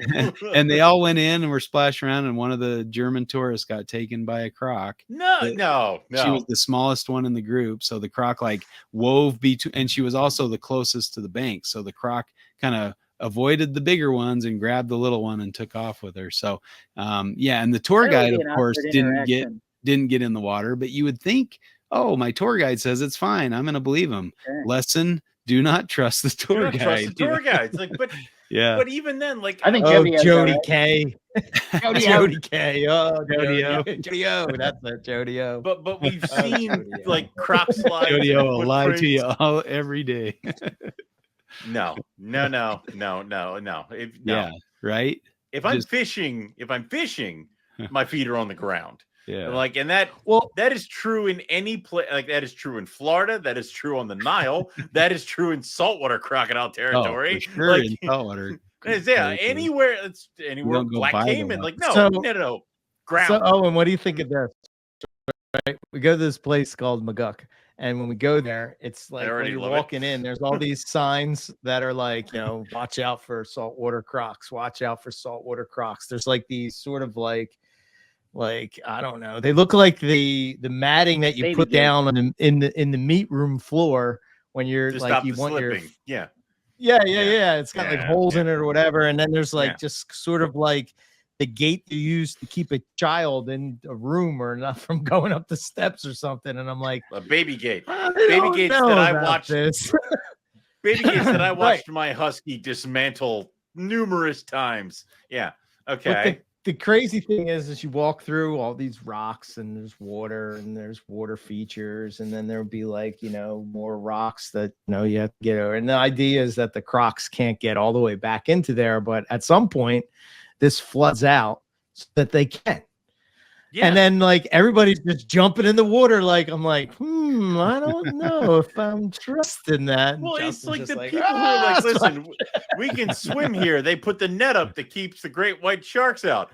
Well, every once in a while there's a hole in the net, and it's like, oh no, no. Well, I'm just thinking, like, with my luck, it will be the only saltwater croc that made it into like some little cavern down at the bottom of this place. And, the biggest saltwater croc is like that one right there. Like, it's no. It's a beautiful spot, but I think I might have jumped ahead, but the water did feel good. Sometimes you hear those stories. Like, I think I was watching one of those animal shows where they're like, we were all camping in Africa and we decided to go splash around the water. I'm like, why would you? And a Nile grabs somebody and is thrashing them around. I'm like, well, sure. Like, I don't know how bad I feel about this. You went into his home and stepped on his head. Like, I think you deserve what's happening. So yeah. Yeah. No, I would never. That would still have had to be an incredibly awkward interaction between Jody O's equivalent and the rest of the group. Like, right. I can't even imagine. Safe. Yeah. Whoops. Like, wait. No, they all signed the waiver. And like making sure that, guides are effectively trained and they know what they're doing. So they're not just leading people to their death, So, but, moral of the story, don't put your full trust in a guide. Have some understanding of where you are and the dangers of the area. He was Dale was telling another story about this guide that he had down in South America. They were looking for anacondas, right? And they were out and and he found a big snake and he pulls it up and he's holding it and he's like, anaconda, and all the tourists are taking pictures and Dale's like, that's not an anaconda. He's like, what is this snake? I'm like, that's a puffing snake. It's not an anaconda. What's the scientific name of the puffing snake? The Sustes, right? Sustes, the Jason Hood produces, so it's okay.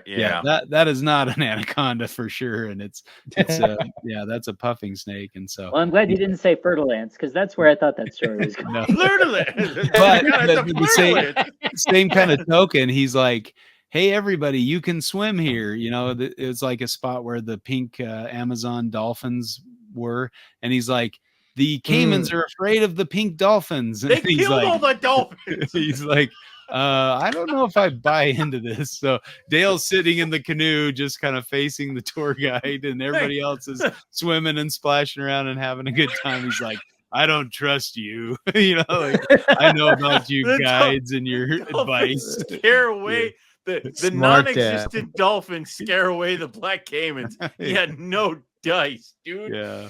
Right. He's like, I'm not taking that risk. No. At least in that instance, the guide was in the water too. Yeah. Right. Like, ooh. Told them a chain link fence wouldn't hold rhinos. Wait, no, I meant to tell them. I meant to tell them there were crocodiles in there. Yeah, just slipped my mind. It slipped my mind. Jesus. All right. Then the next morning, off to Norlangi. Yep. Cool. And my favorite, well, beyond sort of memories from being at that spot and all.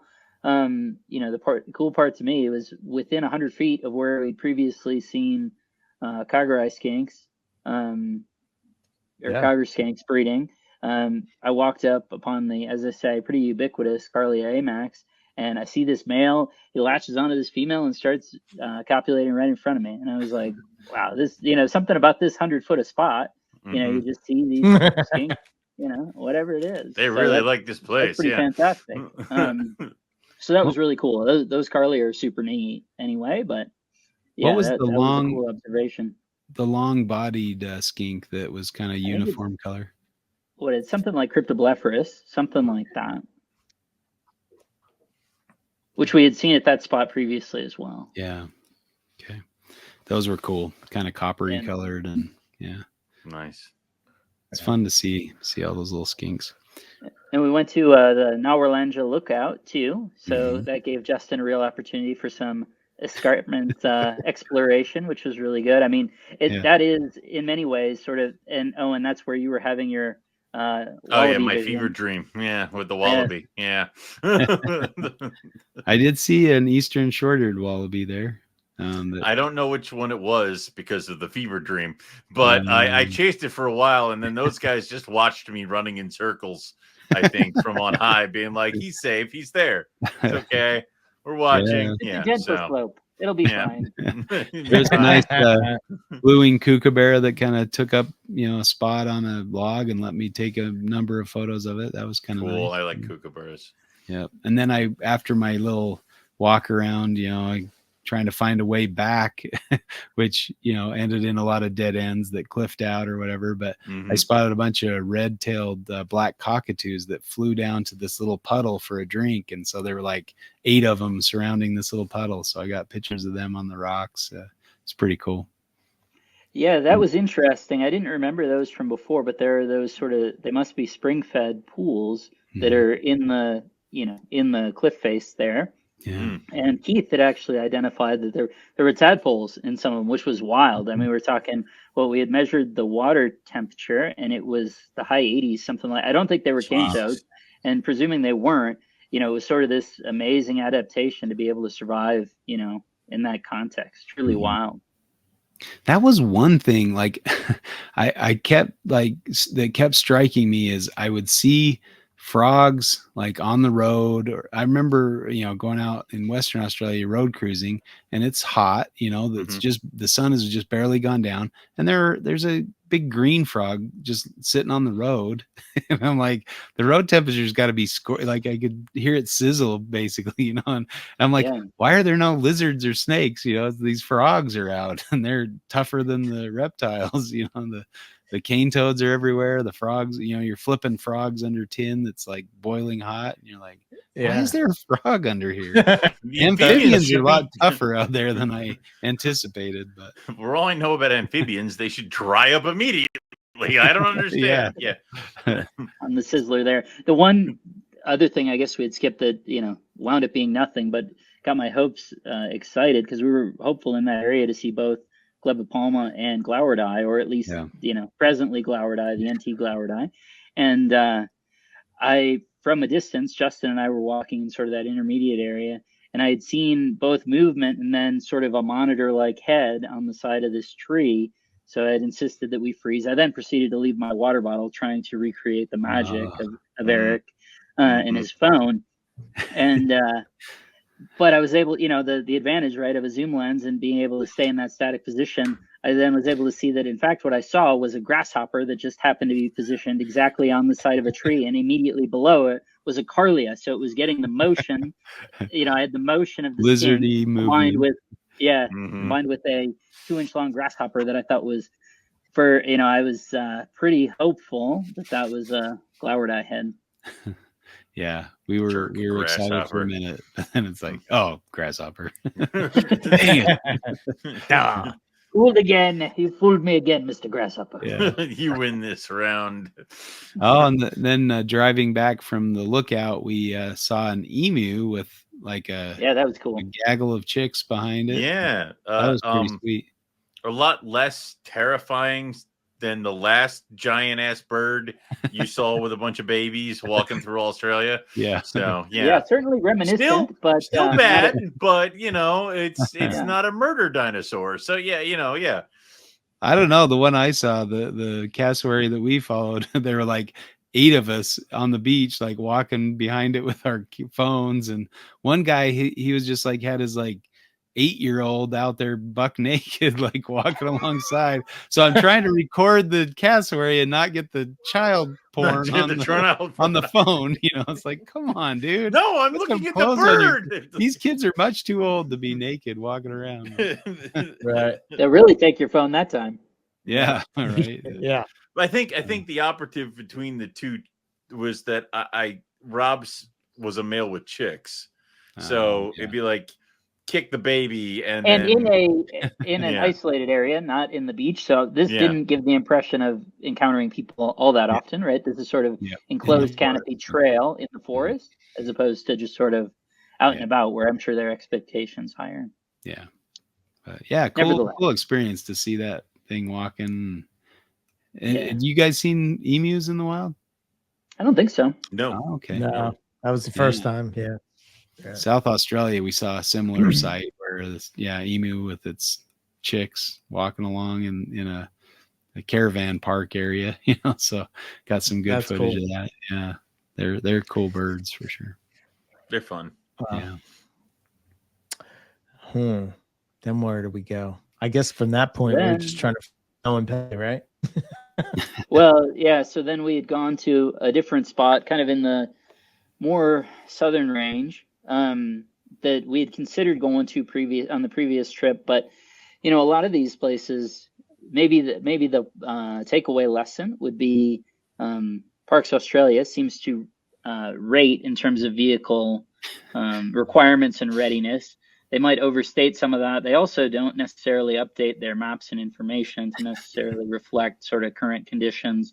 In this case, there wound up being a much closer car park that might have alleviated the situation, but instead, we'd taken an alternative approach that we had actually, Owen, you took this. This is the road. It turns out, actually, Justin, despite the warning against driving at night in Kakadu, which again we had done previously and continue to do to great success at night. Owen, the road this was on was the road, the dirt road that you found uncomfortable, and it turns out the answer is you just need to go faster. I thought about that, but also in my brain it's like rental vehicle, and there were a lot of divots that seemed like they were freaking bad. And I know because Keith drove down, or was it Rob? One of you drove down and then I drove back. And when we right when we hit the pavement, I was like, "Ken, go faster!" And there was blizzard, and then we had to like slam on the brakes and all bail out of the car. So it was that was always interesting. So it's got its pluses and minuses, but the big plus being that you're not bouncing up and down for however long. It smooths out. The theory is like if you drive like a rumble strip, the speed that the people are driving to cause the corrugation, that you will smooth it out and you'll just kind of fly over top of it. And that worked pretty well. She said, go 80. And we went 80 and it was smooth, you know. Kilometers. It's kilometers, just for clarity, 80 kilometers. Yeah. but it still feels pretty fast. It still feels pretty fast. I mean, especially when we have people coming at us the other way. Yeah. So obviously, you know, if there's a curve coming up, you're going to slow down and do the bumpy ride for a minute, because it's really hard to corner when you're going that quickly. But there were also like giant amphibious assault vehicles with tires the size of me going down and back and stuff like that. So that's true. Yeah. And I mean, they always overblow, like 4-wheel drive absolutely required. And some of these roads I'd take my Prius on, you know, it's not that big of a deal. Right. So, and I have taken my Prius on much worse roads than that, you know.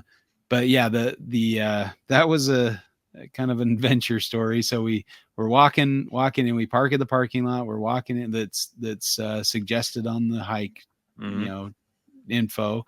We start hiking in, we get to this kind of crossroads area, and we're going a little bit further. And Teresa says, I'm not feeling great. You know, and Keith says, I think we're going to go back to the car. I'm like, oh, okay. You know, like that's a long way back. What, a mile? Yeah. About three quarters to a mile in. And so they start heading back. And then I'm getting to think, I'm like, I don't think I can let them walk, you know, alone. So maybe I'll go help them and, you know, walk with them just to make sure that Keith's not trying to carry Teresa out on his own or something. Come back and find them both in the, like, you know, exactly, God damn it. No. So we can't lose Keith and Teresa. You can't lose Keith and Teresa. No. So I was running back to catch them, and I saw on the map, there's a car park, like just, you know, just a quarter of a mile up the trail instead of 3/4 of a mile, or even less, like a quarter of a mile, you know, eighth of a mile or something. And so I stopped them and I said, hey, go this way, go up this road. And there's a car park at the end of this road, and it's much, much closer. And I'll go get the car and drive it around to meet you. Bring it to you. Yeah. And so I, you know, ran back to the car, and, you know, it's pretty hot out, but luckily there was some nice cloud cover and kind of shaded us a bit as we made our journey back. So I get to the car, drive to the car park just as they're entering the, you know, the parking lot there. And then, you know, Teresa gets in the AC and they feel much better, and, you know, drink some water and some Gatorade and stuff. And plus Eric, that was the other thing, is Eric had one water bottle, and I'm like, is that all you have? I'm like, I'm going to bring you more water too. So, you know, got one of the bladders that was almost empty. Thank you for not letting him kill himself out in the middle of the, And so I'm like, yeah, you can suck water from my hose, but I don't think you. This has just become awkward. Yeah. Again, that could have been phrased better. Phrased a little better. I'm sorry. I just had one of those Camelbacks, you know, hydration. The crazy thing about this is, like, so Justin had left, Keith had left, and Rob's sitting there, and he's sort of like trying to put his thoughts together on, like, you know, what is he going to do? What are we doing? What are we doing? Right. And next thing I know, he's like 6 minutes. I realized, he takes the towel in my backpack. Right. Which so he takes off. Yeah. So he takes off. And next thing I know, not a word, just jumps up and goes. I'm just no. Yeah, he said, wait here. So I'm waiting there, right? And they take off, and I'm just sort of hanging out with the kangaroos. And next thing I know, I don't know, maybe it was maybe 10, 15 minutes later, 10. I couldn't tell you, but Justin comes walking back, and he's like, where's Rob? And I was like, I don't know. I was hoping he was with How did you miss him? Hey, where's Rob? Yeah. Well, because I came back. You came a different way. Yeah, I drove to the other parking lot, and Rob didn't know this was part of the plan. The plan. So I'd given Keith one of the walkie-talkies, and I had the other one. And when I was they're well past the crossroads, and it was probably 2/3 of the way down to the original car park, Keith had called over and said, okay, Justin's heading back towards you guys. And I was like, okay, cool. So I anticipated running into him at any moment, and he just wasn't coming. And so that was very confusing. but I was like, well, nevertheless, maybe he meant he would leave, but he's having a drink or whatever, didn't think too much of it.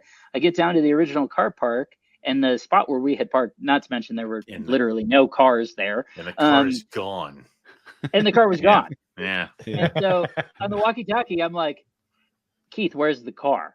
And he's like, I don't know if he was just out of it. Obviously his stress is, stress, he's just like, no, Justin's coming back. And I was like, that's not what I asked you, Keith.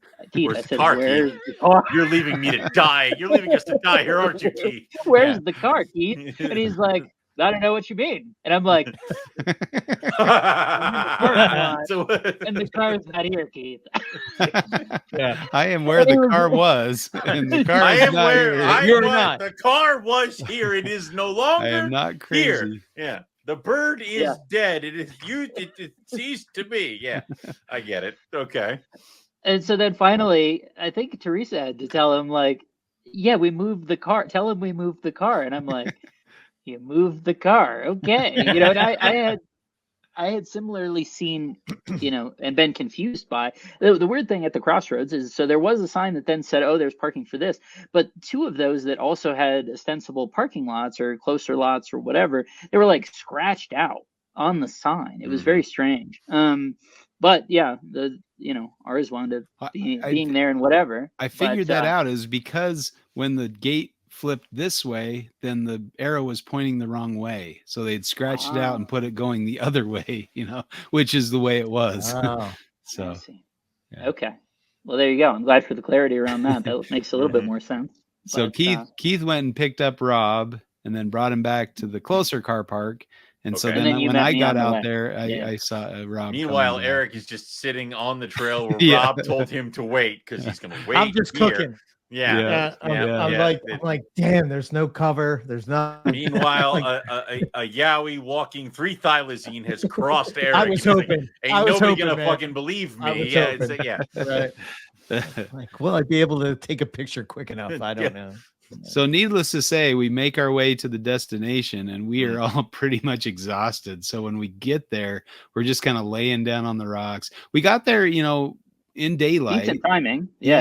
Like right at sunset kind of thing.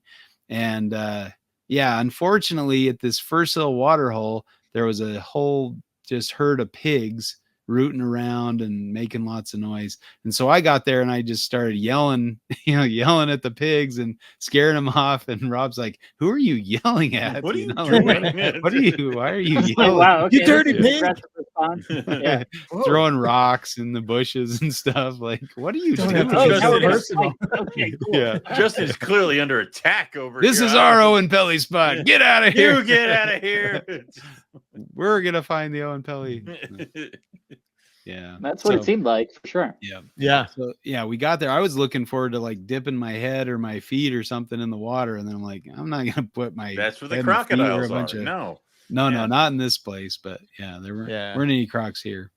But no connected still water. Wouldn't dip anything.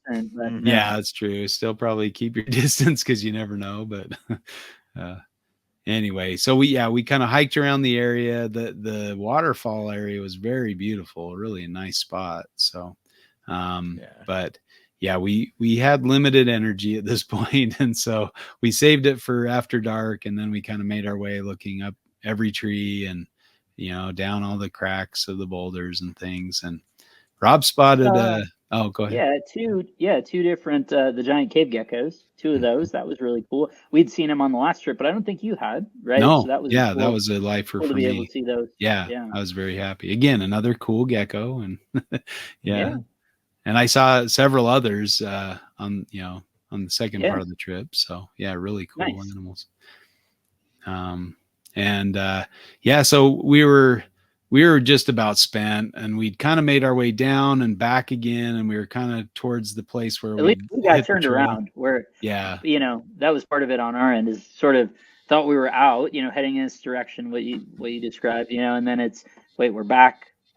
Back where we had started from 10 minutes ago. After bouldering, never mind. This was a fun loop. Back where it started. Okay, cool. A fun little loop. And then, so I'm like, okay, I think we're done here. Let's, we probably ought to get back to the car just for our own safety, or we're going to pass out and die out here or something. Keith has already specified he will leave us. So, yeah. yeah.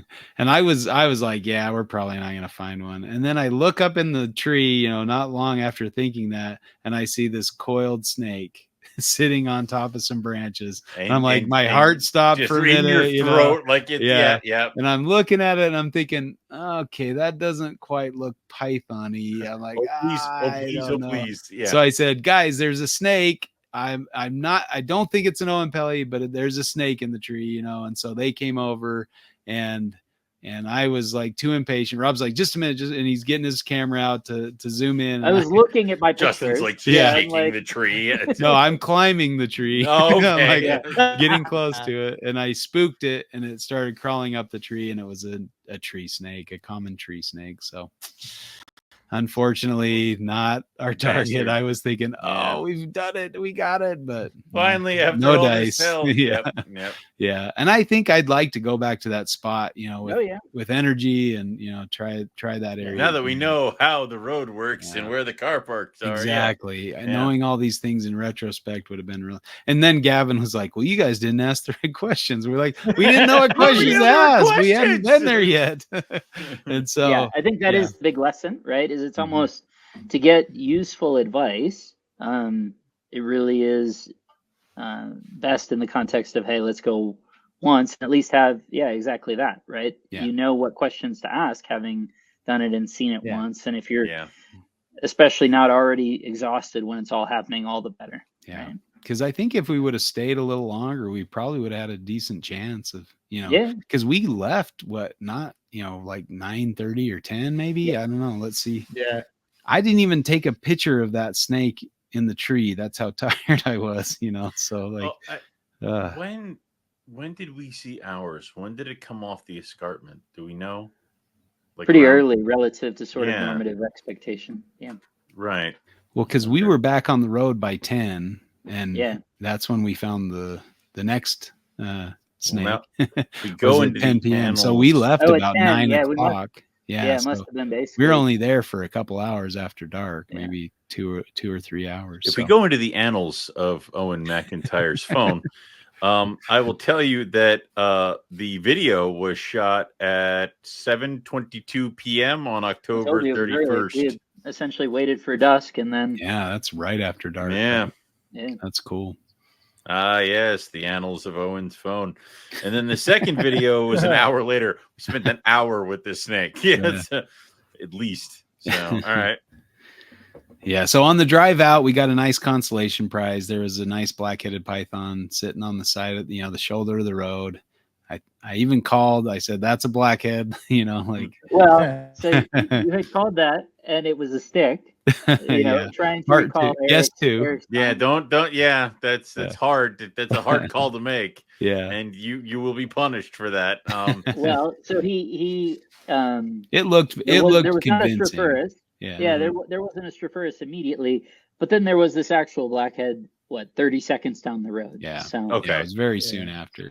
Enough so that I thought we'd seen 2 snakes that night. Oh, we did. Actually, we did. I thought we saw 3 snakes that night. But it was a nice Kakadu blackhead. I mean, it was a pretty nice looking snake. Really calm, didn't try to huff or puff or bluff. Ours was strike too, at all. And that was after we were jumping around it like idiots for like a whole minute straight, and then shoved it under a bowl. Like we were pretty excited. Yeah, I mean, that's if that snake had bit one of us in the face, then I'd be like, we had it coming. So it's Yeah, they're cool snakes. That is cool. And I mean, he sat pretty good for us. Let us take some nice pictures, and then a snake I have not yet owned. Let him on his way. Yeah. They're cool. Yeah, I heard somebody talking about their captives that they get bit all the time, and I'm like, I never tried to really womas are psychotic. Like, the womas will take a swipe at me, but the blackheads, no. Like I had womas, and I'll never do it again. They're crack addicts. Like I don't want them anymore. But I was thinking about blackheads, but I have to stop. I promise no more projects. No more. I've heard that promise before. I know. I keep saying that, but I mean it this time. There were some really cool frogs on the road too. Like a lot of they're the cyclorana, so they have the really big heads. Yes. Like Is almost that old look stripe eye? Yeah, old Old stripe eye. stripe eye. Just another stripe eye. Green frog was on the road, and then we came across the Burton's legless. That was. I am surprised that you guys didn't, because like I think I asked Eric, were you guys just drowning in night tigers again? And he's like, no, we didn't see surprisingly one. enough. Yeah. Crazy.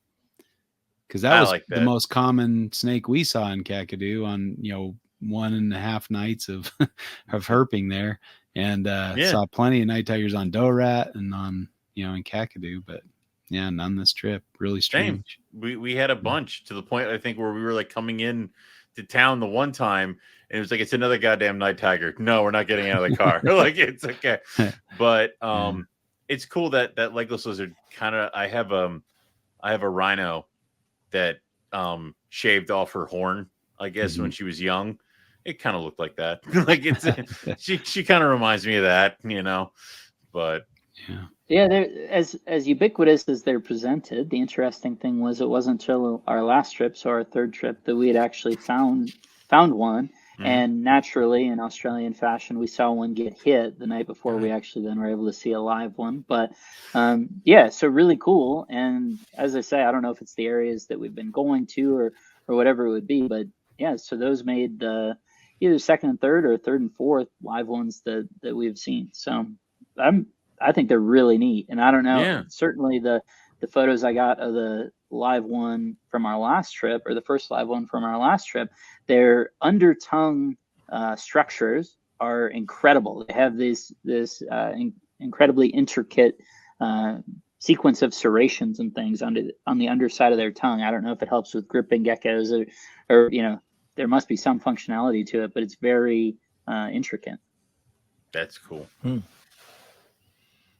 Yeah, very cool. Very cool. Then the next snake was a greater black whip snake, which was a new one for me. And I imagine, have you guys seen one before? We'd seen the lesser, but not the, the greater black whip snake. And it was juvenile. It was kind of smaller and very flighty. Almost rainbow coloration. Yeah, that was another one where I'm sort of, in that case, I wasn't, necessarily, I didn't want it to chew on my finger, but I wasn't super worried about it. But I was doing the same thing where I'm sort of heading it off along the road for what felt like quite a while. Yeah. And they have a pretty nasty bite. Like, it's not dangerous to humans, but it will hurt. Like, if you wasn't that something we were doing? Like, it's very painful. We decided that with the slated gray too. Like, you were putting it under your hat, and I'm like, should we be doing this? And Rob's like, yeah. And then later he's like, no. Like, no, that one's after okay. After further well, research, and I can attest to that from this trip, because when we were at Fog Dam. I must have been messing with it for 10 minutes, trying, and it just wouldn't respond. It didn't have any interest in sitting under the bowl. And then finally, both it and I were worn down, but certainly I guess I wore down faster. And so it wound up getting my finger. And it was one of those, like, they do have some teeth to them for sure. Yeah. But, not problematic. Yeah. Crazy. And then it was back to the lodge and another sleep. Waking up in the morning and heading out to. It's weird when Eric just gets in the corner like this, and he's like, "It's sleep engage." Yeah. So. Yeah. That's apply the hood. Yeah, just put the hood over my face. It's nighttime now. Yeah. Yes. Yeah. I guess from there was Maguk was the next 3 mornings of spot. Maguk. Yeah. For the next 3 days. I love the names. I can't get over some of the names. Yeah. It was a cool spot. And we did ask that, what's her name, guide? The lady, Jodio. Jodio. We asked Jodio. And we said, do they really get crocs out of here? She's like, oh yeah, they pulled 4 out of here this year. Like, at the beginning of the season, because this place floods like 6 feet above where we were standing, at the end.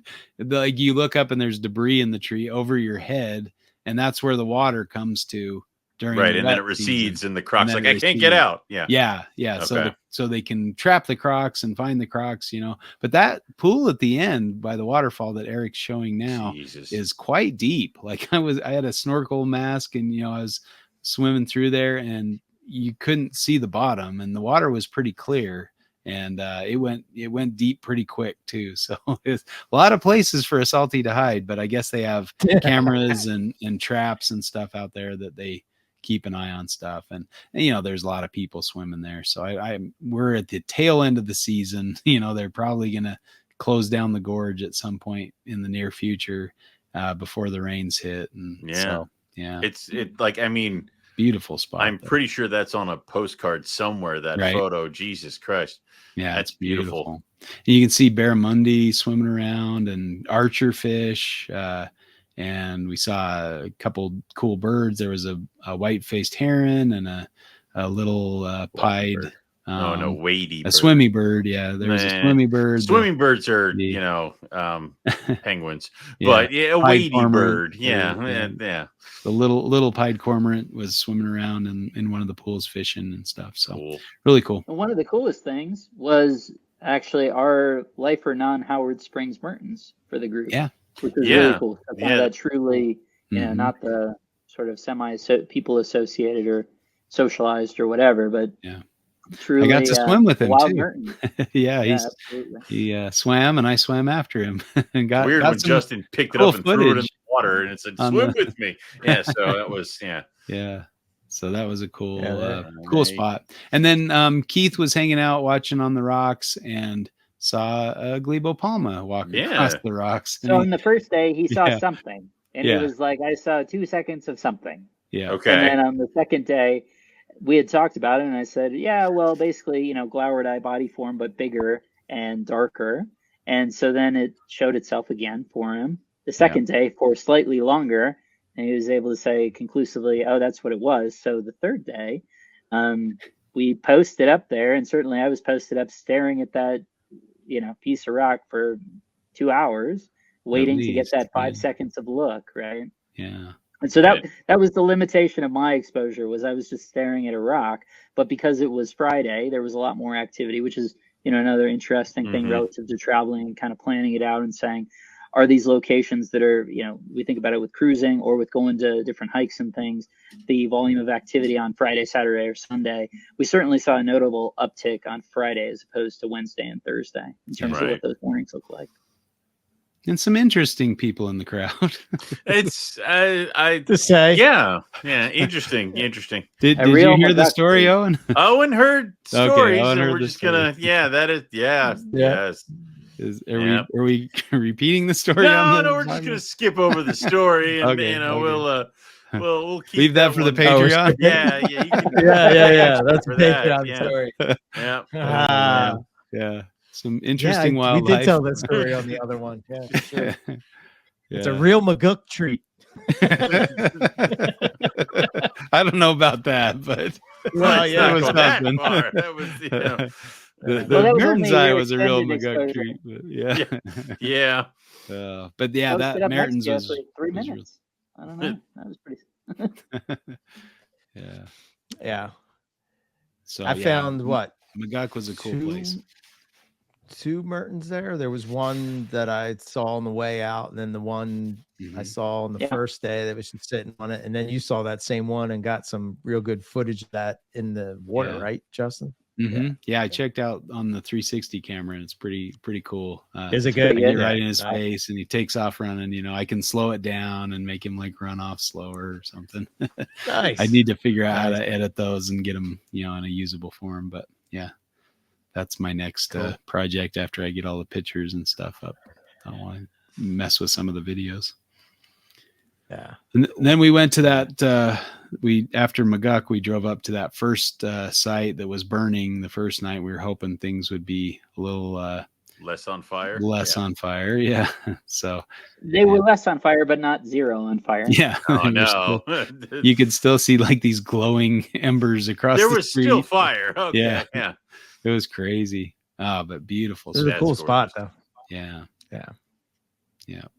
Really, really cool area. Yeah. we'd kind of had a bit of back and forth, you know, going back to the car to get something or to drop something off or whatever. And then Rob's third trip, he had a fun interaction there. Yeah, I had, so it was dark at that, we'd gone out before dark, and this is a spot that you can be after dark, but there are limitations around, you know, you need to be on the trail, not sort of climbing off trail on stuff. And at that point, you're very close to the Kakadu Ranger Station, right? It's probably, what, a kilometer or two as the crow flies. And someone, I guess, maybe someone had come through on a boat, and right there, you're right by the road. And presumably they had called it in. Either that or there was this little red dot that seemed to potentially be a camera. And maybe that was just sort of a story to not highlight the camera or whatever. But the point is that I was walking back to the car, and as I was going, I saw the headlights of a car, turned out my headlamp. It then lit me up with its headlights. And I said, well, okay, I guess I'll turn on my headlamp and walk back to the car. Yeah. And it wound up being a ranger who was super nice. But you know, simultaneously made clear that sort of the expectation, yes, we were permitted to be there, but sort of what those expectations look like, and that was fine. And we, you know, were amenable to that and whatever, and hung out for, I don't know, at least 2 hours. But unfortunately, I think the rechargeable batteries in my main flashlight weren't taking a charge at that point, so I was on sort of the backup to start with. It wasn't ideal. And we wound up eventually, so we explored it for a long time. Saw Nana and saw Carlia, and that was about it. And then went over to Cahill's because, right, the association of carpets and water, and certainly there are carpet records from right over that way. So we went to give that a look. But some of the spirit had left at that point, and just across the whole thing, it didn't seem all that promising. Right. Still yeah, we did see some croc eye shines though down at Cahill's. That was kind of cool. Oh, absolutely. Yeah, there were a bunch of them too. Cool, somewhat terrifying. Yeah. Well, we weren't by the water, so it wasn't. Yeah, it was cool. Okay. Yeah, just cool. Yeah, that's awesome. Yeah, it was prime time carpet python habitat, I guess. But yeah. So then the next day we got more Maguk and more Maguk, right? And then went back where we'd gone the first time, and Justin came through like a champ. That was a fun little thing. I was just kind of walking along, and I looked down and I see this knobtail looking back at me. I'm like, oh yeah. Oh, hello, friend. Yeah. Which was a key target for everybody. You know, something we all really hoped to see. We'd been searching for quite a while. Let's see what time was that was at do you have a time on that timestamp there, Eric? It was kind of late. I do not. No time. But yeah, they didn't exist in time. Yeah, weird. Hold on. But yeah, this is the Neferishai, the 9:36 p.m. So there you go.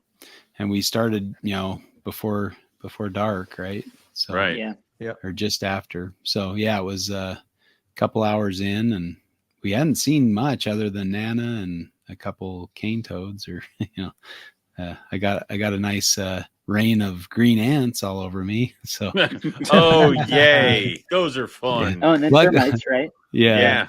Luckily, my sweat slick had prevented most of them from gaining much traction. But I was brushing ants and doing a fun little dance for sure. But yeah, this is I mean, this is my first rough knobtail in the wild, the Asper complex knobtail in the wild. So I was very happy to see that. I'd missed out on Amy A on my first trip, and then Asper on some subsequent trips. But yeah, Shai came through, and arguably probably the more difficult to find of the three. So that was good to get that, be able to see them in their natural habitat, especially at such a cool spot, you know, an iconic spot like that. That's so cool. Such a cool gecko. And it had, you know, kind of that purple eye like you see, and and those banded toes are another indicator of the species. So yeah, very, very excited to see that for sure. Yeah, he was That's good. Oh, You and found you've it. I seen hear you me wrote a book about it. Yeah. You've heard me be excited about carpet pythons. I Yep. think Justin was on that level with finding this. He was pretty excited. Yeah. And then I'm I love like, how oh, it yeah, reveals that's pretty itself to Justin. It's not like, you know, Yeah. I would have found it by stepping on it. Like it's like Justin finds it because it just reveals itself to him. Yeah, that was a pretty sweet. Yeah, like just there you are, Oh, right hello. there. Yeah, just what I was Yeah. looking for. Yeah. You know, yeah. And then we put him up kind of on a shelf, you know, that Mhm. was up a little kind of so we didn't have to squat over and ants weren't there. You know, that was the problem. The first spot there were ants crawling over, and he's like freaking out every time an ant came near him. And I think one bit his arm for a minute there. We had to like pull an ant off him, and then put him up on a shelf, kind of on a little ledge, and he's just started climbing straight up a vertical surface. I'm like, wow, good job. You know, you don't think of these guys as, you know, vertical climbers, but he handled the rocks really well. But yeah, he posed pretty good for some pictures, and we left him right where we found him and went on our way. But that was cool. I think we spent quite a while with him too. So Yeah, we did. I think we can Well, safely yeah, say that I think that would, you know, that's one of those instances where you should spend a little bit of time with him. Yeah. That's yeah. With a lifer, you know. Yeah, you spend some time with that. Yeah, we spent at least let's see, half hour or so. Yeah, that's good. I'd spend a half hour. Yeah, so really probably one of my top finds of the trip. I really was excited about that gecko. Very nice. So very cool. And then I think for me, go ahead. Yeah, I think that was the end of the night. We headed back to. Oh, go ahead. No, you're right. Yeah, go ahead. Yeah, we went back to the lodge, and on the way back to the lodge, found another Burton's, and then that was it for the day. I think for me, the next part of the trip was probably the highlight. I sort of talked to you about this, Owen, but going to Gavin's spot, yes, seeing an Owen Pell adult, female on eggs, babies, juveniles, you know, whatever you know, all Gavin's, the different life phases, eggs, and also the you know, lighter at dark, after dark kind of phase, you know, with the golds coming through and the silver. That juvenile was really cool. The hatchling, fantastic. Just had like a different color to it, and very cool. I was saying to Owen, it was like it's kind of like you can look at it and you're saying like, okay, I kind of see carpet python and maybe rough scale, like it's all the snakes I don't know. I love the most. You can see why it was in Morelia at one point, you know, for the longest 100%. time. Yeah. And I think like you know, this was another one that was out and about, which was pretty cool. This was the female that was on the eggs. Gavin's like, she's like, he's like, just go into her cage and lift up the. And I'm like, no, into her cage. No. It's been a long time since I've went into a python's cage, but yeah, it was pretty cool. There she was. You can see the eggs underneath. God, she's gorgeous. Yeah, those blue eyes. Oh, it's so cool. So how like Eric wouldn't tell me how many eggs you guys brought back for me. I assume that's what happened, right? I mean, otherwise the hell, guys. Gavin would have given them to us if we were going to wait till your birthday, but if we wanted to risk it. They're such a cool species. Yeah.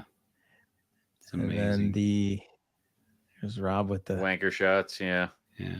I love the color change. It looks like an entirely different snake. Yeah. And that big, I mean, that big one was just so powerful. Like it could just hang a third or more of its body out straight, almost, you know. It's like a scrub. It's like playing with a wire cable or something. Jesus. Yeah, that is Justin with that is Justin. Yes, that just looks to give you an idea. Jesus. Yeah. Just kind of it's a big snake, man. treadmilling that big of a snake, you know. That's crazy.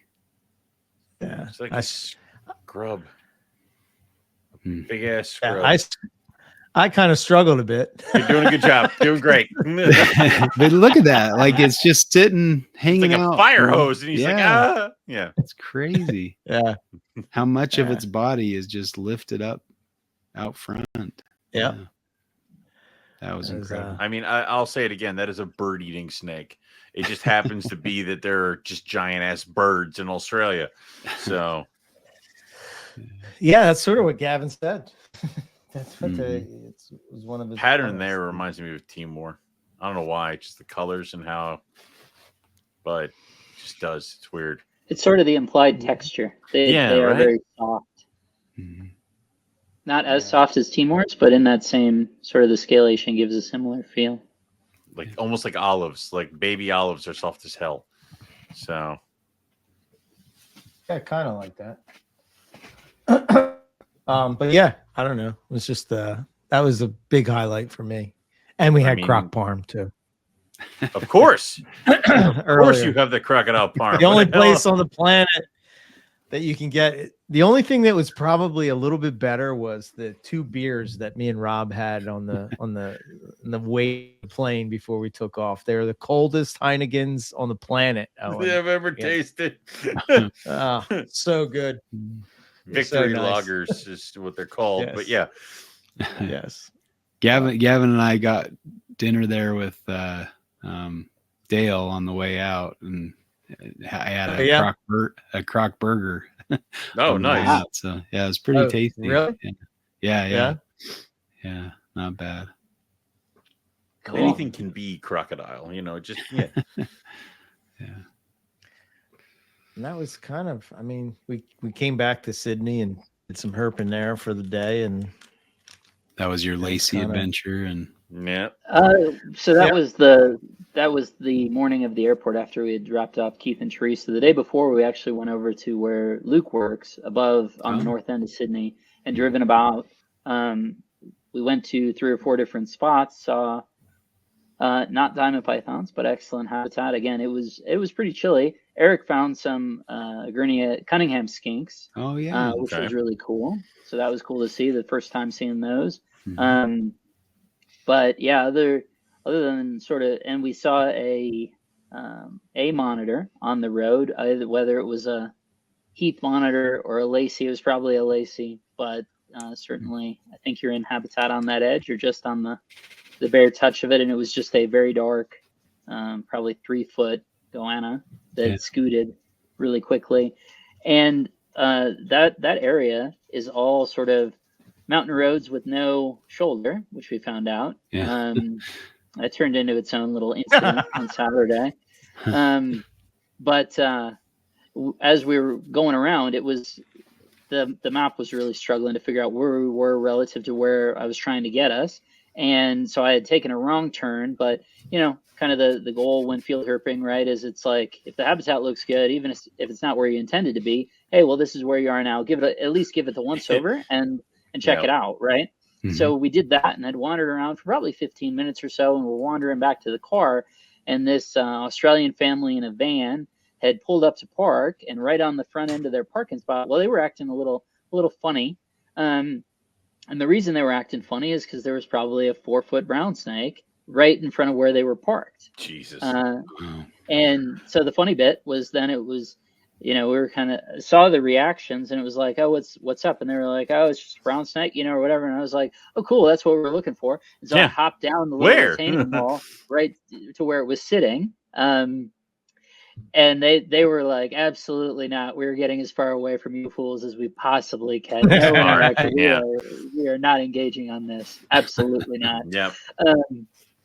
But as I say, it was really cool. First brown snake that I think because of those cooler temperatures, right? It wasn't fully up. I mean, it's amazing how fast they still are. But yeah, just the capacity to get really cool photos was excellent. Wow. That is cool. Yeah, that's a nice photo. That's really close up too. Very cool. Yeah. It's a rarity. This was I think I had the Oh wait, that's why I won't do it. This was the just to show you real quick the the car. So the snake is like right there. Oh, cool. It's just chilling there, like yeah. So it just goes down that little jump, and I was like, "Oh, cool! Let me do that too." Yeah, yeah. Just takes context off. Is then funny, right?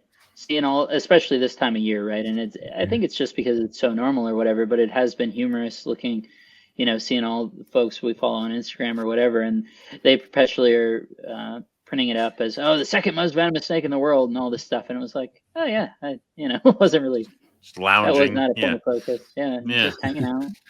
Yeah, it is so different from dealing with croats, where it's like they just kind of almost collapse in and ball up, and that's what they kind of want to be. Basically, don't stop moving. Yeah, they're either just lounged out or they just go. So, yeah, I got some good video of it. It's kind of cruising around. I didn't think about it until later. Like we're walking around in all this area, just like kind of this, like not even thinking about it. Kind of like there's like two of them that you don't see. Yeah. Yeah, you're just kind of like I don't know, not worried about it. I suppose. But, I mean, maybe a little. Maybe you worry about it a little bit. Yeah, maybe give some consideration to the the crocodile in the water. The other round on diamond python that I wasn't even really worried about it. But yeah, he just hang there for quite a bit, just chilling. That's cool. Which I think to Rob's point, because of the temperature, it wasn't like, taking off. But you have to do so much to piss off these things. Like, I mean, you always hear the what is it, the water moccasins chasing people and stuff like that. Like, you have to do so much to piss off these animals to even get some sort of like, get the hell away from me kind of a bluff. It's like, I don't know, man. I would say standing in the action position 3 feet over him, that may count. That must constitute that. That has to. That well, yeah, all right, yeah. you were annoying him. Yeah, I'll give it that. Yeah, way different than Kakadu temps and humidity. Wow. It's like 70% and 110.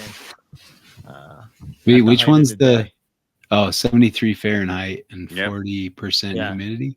Okay. A little F, I wasn't sure if that 40 degrees Fahrenheit. Celsius or yeah. Yeah, my eyes aren't that good, Owen. Oh, okay, I'm sorry. You got me by 10 years. If it was a lizard, you 20 would have years. seen it. How old are you? Yeah. Yeah, definitely saw some cool python habitat, diamond python habitat, and then don't you hate that when you're in like this is the photo in the textbook. The snake should be right there. Like we had some fantastic Chinese food, and then we decided to take a 5-mile hike right before getting on the plane. Was it really that the Chinese food was better, or was it just that you like this is a meal after a very long trek and all this trip, and it's like very possible, but just goddamn good. I mean, it was pretty well. good. We wound up staying close to the airport in the area that very clearly is the sort of Sydney's Chinatown. So it was authentic and never mind. So it was really cool. Excellent. Yeah, good times. But I will say that there's that moment afterwards. Like I know when Eric and I were on our way back, we had that layover in LA and we got cheeseburgers there. And I'm pretty sure I inhaled that cheeseburger, and it was like, this is the greatest food I've ever eaten right now. And it was like an LA airport cheeseburger. Like it was just whatever. Or the Hamburg coffee shop doesn't necessarily actually exist. Exactly. Yes. I still haven't found it. I've driven through Hamburg. I think you guys all had a fever dream. I don't know. It's like called Psalm 21 or something. It's like the religious coffee shop. I don't know. I'm pretty sure it's a Stephen King novel. All right. Like I'm telling you what, their coffee is mint, man. Exactly. Oh, God, see, you probably sold your soul. I will to tell you, sort of there was Stephen nothing King better. monster. Nothing. Then so I get into I fly into Philly, and I have to take an Uber to my car at my parents and then drive from there to my house. But when I got to Philly, it was 35 degrees. Yes. So it was cold, man. I was like standing outside in my like shirt that I just did a hike in about 24 hours ago with just like, oh my God, it's so cold. But when I went home and made coffee, oh man, that was the best. It was so good to have. Was it in a tea pouch? No, I bought these tea pouches. Yeah, I bought these little like tea bag coffee pouches thing, and I was like so excited, like, oh yeah, I'm gonna have coffee all week. I won't have to worry about it. Just have to heat up some water. Of all your talk about having your little coffee lab French press thingy that you can grind, I can't bring that to Australia. Why didn't you bring it? Isn't it the purpose of this thing? Yeah, but I love them in the homegrown states. Like it's easier to manipulate. I don't know. It's just room is a precious commodity, and I already had a suitcase the size of a trunk of a car.